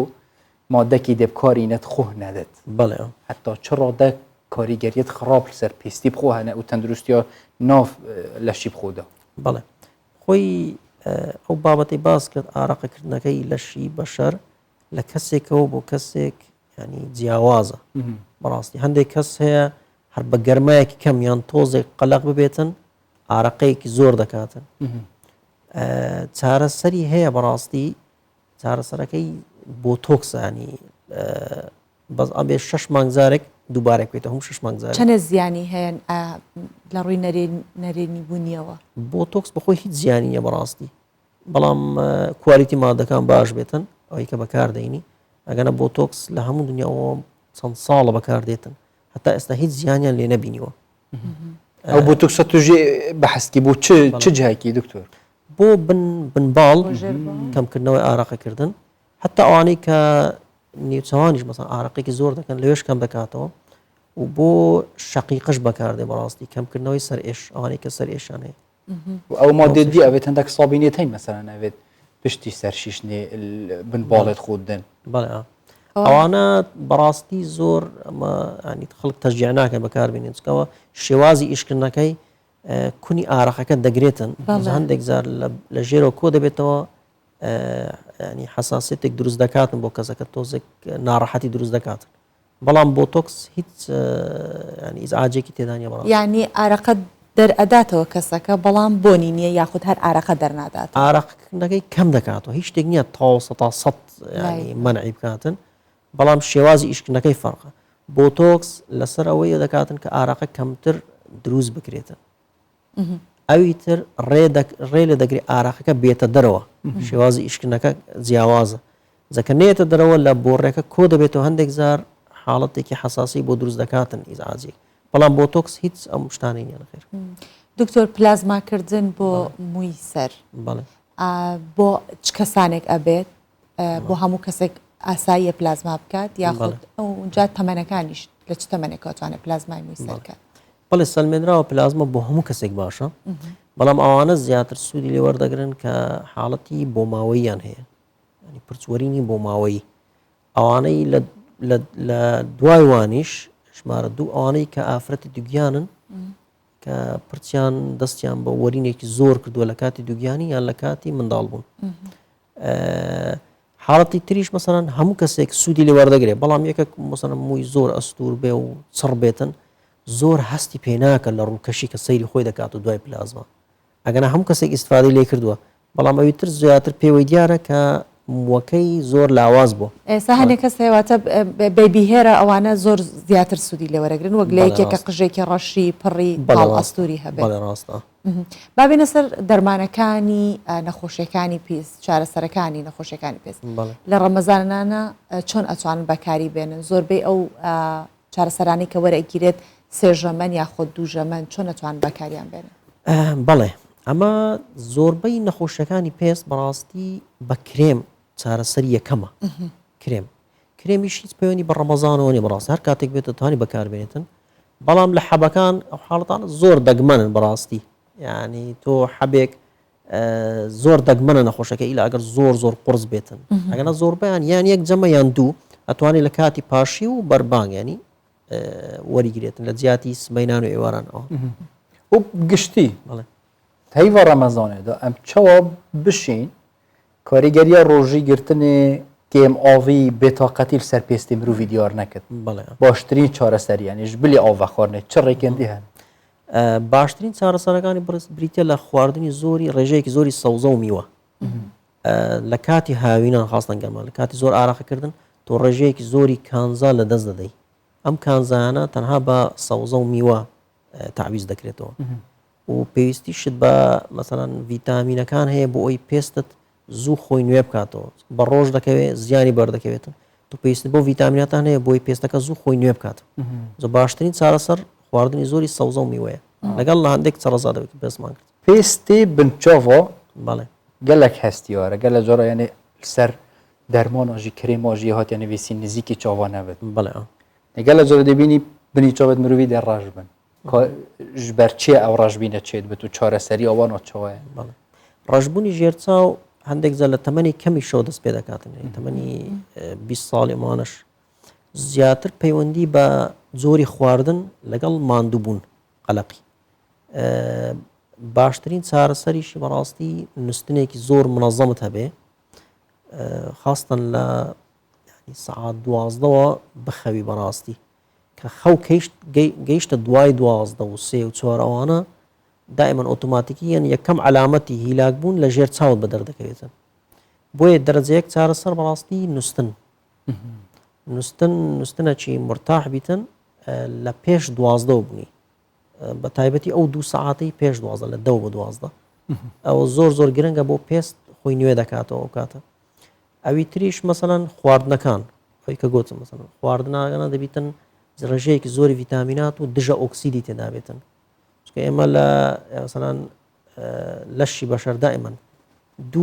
دووەوە هەیە دوو بەرە هەیە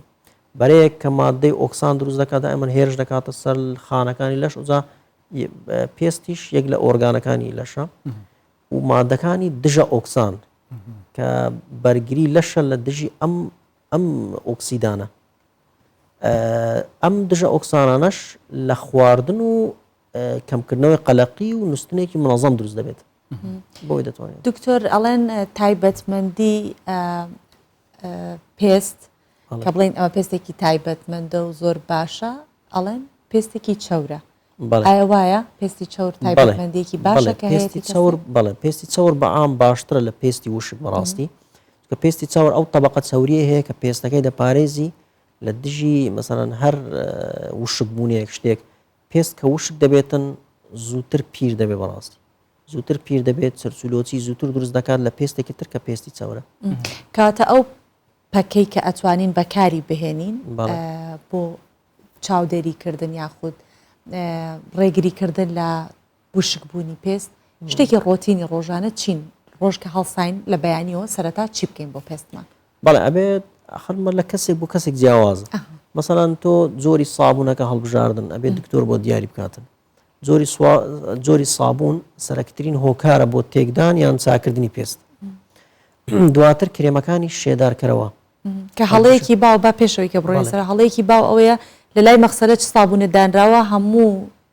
ماڵەوە مجموعەیەک هەر بەو سابوونە دەست و دەم و چاوەشن کە ئەوە ناکرێت هی دەم و چاوشۆردن نییە ئەوانەی کە بیانەوە احتیمام بە پێستیاندن ئەبێ هەرێکە و سابوونی خۆی هەبێتن بە جۆرەی جۆری پێستەکە ئەمەیان لەکەی هەیە جۆرە سابوونێک ئەمە لەکەی نییە ئەمە زیبکەی هەیە ئەمە پێستی وشکە هەرێکە و جۆرە سابوونی تایبەتی خۆی هەیە جۆری شێدارکەرەوەش هەمان شت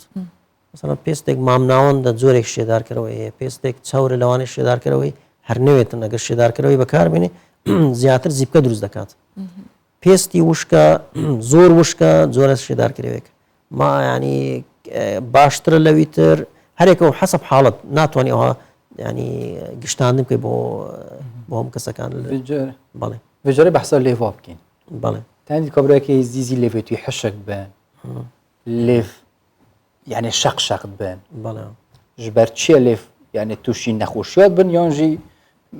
ji ber keş û hewayê weletên û çareserî çi yap taybetî jî gelek caran kemerat bû ew tiştê hênî karanîna wan dirist ew ne بەڵێ ئەوە زیاتر حاڵەتە لە زستانان هەیە کە ڕتوبەت کەم بێ لە کەش و هەوا کە ڕتوبەت کەم بێ لە هەوا پێست وشک دەبێتن ئەم حاڵەتانە پێویستی بە شێردارکردەوە هەیە بۆ لێو خاستن حاڵەتانە زیاتر هەندێک کەس هەیە دەستیان ناولەپی دەستیان ئارەقەکاتەوە یا بن پێیان ئارەقەکاتەوە ئارەقەکەش لە ڕێی پێستەوە ئەکرێت بگومان کێشەکە لە پێستە یان ئاماژەیە بۆ نەخۆشیەک هەندێک جار ئاماژەیە بۆ نەخۆشی خاستنەوە نەخۆشانەی غودەی دەرەقیمانە کە دڵە کوتەی زۆرەوە مەسەن ئارەقە دەکاتن ئەمەیەک لە عەلامەتەکانی کە غودەی دەرەقەکەی زیاتر لە حەد ئیش دەکاتن بەڵام هەندێک کەس هیچ نەخۆش لێنی هەر نەخۆشەکەی بەخۆی ئارەقکردن زۆرەکە خۆی نەخۆشیەکە بەخۆی بە تەنها پێویستی بە چارەسەر هەیە زەوە حەسەب حاڵەتەکە بەڕاست باشە دکتۆر ئێمە لە کوردستانە هەندێ شوێنمان هەیە جۆرە ئاوێکی هەیە و پێڵەن گەڕاوی پێڵەن نازم گەرمۆف کەسێک کە نەخۆشیێکی پێستی هەیە ئەڵەن بچێتەوە ئاوەمە لە بکات چاکە بە لە ڕووی زانستیەوە ئەوە دروستە ئەو ئاوە مادەی کانزاییتایە لەگەڵ پێستەکەیە هاوکاریەکە چاک بێت یاخود لە ڕووی زانستی دروست بڵێ ئەم ئەوانە زیاتر مادەی گۆگردی تێدا بەڕاستی گۆگردیش سەلمێنراوە کە ئەوانەی کە سەدەفیە و ئەگزیمان هەیە تۆزێک پێستیان پێ باشتر دەبێتن بەڵام ماوەکی زۆر بچی بەڕاستی و ینی لەبەری ڕێژەی گۆگردی کەم تێدایە ئەبێ زوو بچی ئینجاش نەخۆشەکە بە تەواوی چاک ناکاتەوە تۆزێک باشتری دەکاتن هەر ئەوەندە ینی ئەوە معناوەنیەکە یەکە چوێنرێ هەرچی کرێم و عیلاج و شتە هەرچی تەرکاتن ینی سوودی هەیە لەگەڵیشە چارەسەرەکانی خۆی چارەسەری خۆی هەردەوێ بەکاربێنێتن بەڵام ئەوی تریش سوودێکی کەمی هەیە بەڕاستی بەڵام سوودەکە ئەگەر تۆ حسابی ئەم کاتی بۆ تەرخان دەکەی و ئەم ڕێ دوورە مەسەلەیەکێک لە ڕێیەکی دوور دێتن بەڕاستی ئەوەندە نایێنێت زۆر جار خەڵک فکرێکی غەڵەتیان لێ هەیە خاستە ئەوە نەخۆشیان لێ وازانێت کە 2 جار 3 جار چوو اینجا نەخۆشەکەی بە یەکجاری چا دەبێتەوە ئەم نەخۆشانە درێژخایانن تەمەنی ماوە پێویستی بە کرێم دەبێتن هیچ عیلاجێکی بنەبڕ هەتا ئێستا لە دنیا بۆی نەدیتراوەتەوە داپۆشینە پێستی هەمیە چ کچ بە چ کوڕ بە ڕەنگە حتا 100 و زێدەتر جی بێت یعنی هەوسا جلکی پەیوەندیەکە ڕاستە خوب پاراستنە پێستی چەرمیڤەیە هەیە چ جورە جلوبەرگێکیان بەرخۆ بکەین تایبەتیژی هاوینێ جلوبەرگێت تانک یانژی چ جلوبەرگێک تایبەتیژی حتا کچاژی تایبەتی بەڵێ جۆری قماش دەورێکی زۆر دەبینێت لە تەسیرکردن لەسەر پێست خاستن ئەوانەی کە ئەگزیمانەیە بەڕاستی ئەوانەی ئەگزیمان هەیە بێت زۆری قماشیان زیاتر لۆکە بێتن کەم نادێ مادەی نایلۆنی مادەی نایلۆنی زۆر کەم تێدا بیتن ئەبێت زیاتر لۆکە بێتن ئەوانە هەستیان پێکردووە کە مادەی لۆکەی ئەگەر زۆر تێدا بێتن خوڕانەکەیان کەمتر دەبێتەوە بێجگە لەوەش تۆزێک مەسەڵەن نابێت زۆریش تەسک بێ ڕاستی مەسەڵەن خاستن ئەوە لە منداڵن لە کاتی حەفازدانان حەفازەکەی زۆر قەپاتە ماوەیەکی زۆر ئەو ڕوتوبەتە لەسەر پێست دەمێنێتەوە پێستی طبقەی چاوریەکەی لاداتن زە تووشی حاڵەتی ئەوەی دەبێتن ئەگزیمە بڵێ دکتۆر زۆر بە کورتی ئەمەوێت لەسەر سیلۆلیت کەمێک قسە بکەیت سیلۆلیت ئێستا چارەسەری هەیە کێشەیەکە زۆربەی خانمانی کارمەند کە بە بەردەوام دانیشن تووشی سیلۆلیت ئەبن و چارەسەری چۆنەبێت چارەسەرەکانی زیاتر بەڕاستی ئامێرە بەڕاستی بەڵێ ئەبێتن دائیمان بەس پێویستی بەڕاستی بە جەلسەی هەیە بە یەک جار چان ئابێتن ئەبێت جەلسەی زۆر بکاتن لەگەڵ چەند جەلسە سیلۆلیت چێ سیلۆلیت با دکتۆر خۆی باس سیلۆلیت مەسەڵەن پۆکێتی ئەوەی دروست دەبێتن ئی چاوری دەردەپەڕێ لە پێست ینی پێستەکە یەک ئاراستە نابێت بەرزی و نزیکڵی پرتەقاڵی لێرە چۆن کونجە ئاوە بەڵێ بەڵێ تەڕەهولات نەخێ تەڕەهولات زیاتر لەوەیە مەسەڵەن کە پێستی شل دەبێتەوە بەعام بەڵام ئەمەیان پێستی وەکو بڵێن تاسە دروست دەبێتن ینی جەیەک بەرزە جەیەک نەویە بەو شکلەی ئەمە زیاتر چارەسەری بە ئامێرە ژمارەی جەلسەکانیش دیار نیە تا کەسەکە نەبین تا کەسەکە بەڵێ بە جۆرەی کێسە باشە دەستەکانت خۆش بێت زۆر سپاس دەکەین دکتۆر مەمنونێتینە دکتۆر بۆیەوەش زۆر سپاس بۆ ڕەخساندنی ئەو دەرفەتە زۆر سپاس دەکەین مەکێ مۆمایەت بێژم بابەتەکەی دیان بە بەحسکی نزانم من وامزانی پرۆمۆیە گەڕا بەس باشە لە جوای باسەکەین مادەم بەردەوامە بین کە لەسەر ئەم پاکێجە بابزانین ئەم پاکێجە چی ئامادەکراوەتیایە کە ڕۆژ بە ڕۆژ خواست لەسەر خواردنە خۆماڵیە کوردەواریەکان زیاترە بن و کۆمەڵێکی شافرەت لە سلێمانی پێکەوە ساڵانێکە کار ئەکەن ئەڵە برا لە پشت براوە مەگەر قەزالای خۆڵێ ئەوانش کۆمەڵی خانمن لە پشتی یەکەن پژێوی ژیانی خۆیان و خێزانەکانیان پێ دابین ئەکەن ئەوان زیاتر نان و ناوەشکێنە و ناوساجی دروست دەکەن خواستێکی زۆریش لەسەر ئەو بەرهەمە هەیە کە دروستی بەرە سلێمانی زۆرن ئەو ئافرەتانەی کە بژێوی ژیانیان لەسەر دروستکردنی خواردنە خۆماڵەکانە حەوت ساڵە بەدەست و پەنجەی نان و ناوەشکێنە و ناوساجی دروست دەکات دانەسرین ڕۆژانە بەلای کەمەوە دە کاتژمێر کار دەکات بەژێوی ژیان وای لێ کردووە هەز بە ماندووبوون و تینی ئاگری پارەمەزەکان نەکا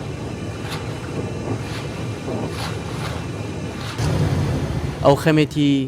ئەو کاتی کە دەگەڕێتەوە 1000 دینار زیاتری لە کارەکەی دەست بکەوێت لەوەتەی ڕەمەزانە لە سەعات دەوەیین هەتا سعات 12 شەو ئیتر ئیشەکەین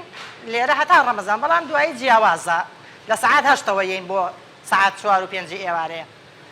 ناوساجیەکەین کولێرەکەین ناوەشکێنە و کەلانەمانەیە لەگەڵ نانی هەورامی و نانی تیری هەموو جۆرە خواردنێکی کوردەواری لە نێو ئەم خانووە دروست دەکرێت کەلانە یەکێکە لە خواردنەکان و لە سلێمانی خواستی زۆری لەسرە وەڵامان دوومانەکە بەزیتر خۆمان چونکە مەعیشەتمان لەسەرەتی پێمان خۆشە ئیتر کەلانە زۆر تەڵەبی لەسەرە ناوەشکێنە ناوساجی کولێرە ئەم شتانە زیاتر لە شەوە ئەمانە ئەڕوا ئیتر خۆمان بەیانیان بێجگە لە ڕەمەزان لە سەعات 8ەوەین ترە تا دەوری 4 لێرەی تاوای ئافرەتەکان هەریەکەیان ساڵانێکی زۆرە خواردنە کوردەوارەکان دروست دەکەن شارەزایکی باشیان لە دروستکردنیان هەیە و مشتری باشیش ڕۆیان لێ دەکا ئەوان خوازیارن لە داهاتوودا خاوەنکارەکەیان کارەکە بەرفراوانتر بکە تا خواردنی زیاتر بۆ هاوڵاتیان دروست بکەن دیار جەمال کوردستان 24 سلێمانی خواردنەکە خۆش چێکردن وانە خواردنەکە سادە و یاپتان یعنی ناوساجی بە ماستەوەش ئەم جارەکەوتیژی مە بەحەس کردبی دەفمە ئەو ناوساجی چه ناوساجی چ ناف نینن بەس ناف ماڵە مەدا بەهێوەتیژ سەراخ من بەری چەند ساڵەژی مگوت بی مامي من همه وصلنا ويدا نسا قد نيفا طبطبيش كنا طبطبيش باريش بار بي باك خذ بيران باش طبطبيش جا باشي واجي هر تشتاق بت صحت بتبا ان شاء الله خير تدا بتو روجي ونبيجت واخ ان شاء الله قبيل بن وباشي واف شباجي خلاص حتى باشي وا شبابت این هر ساق و ساقلان به مسابقه خود هست کتم دین خوشی بیاد. ان شاء الله اگر قومک آویش خون ببید بلش ساقی و تندرستی و هر هموتان که استبینه رو بیسری ایمن. زور سپاس دارم که امشوش لگال ما بون. وقت جوانتی سویشو چهاره من بن. ان شاء الله اگر تمن یار بید دگرین ولی. سلام علیکم.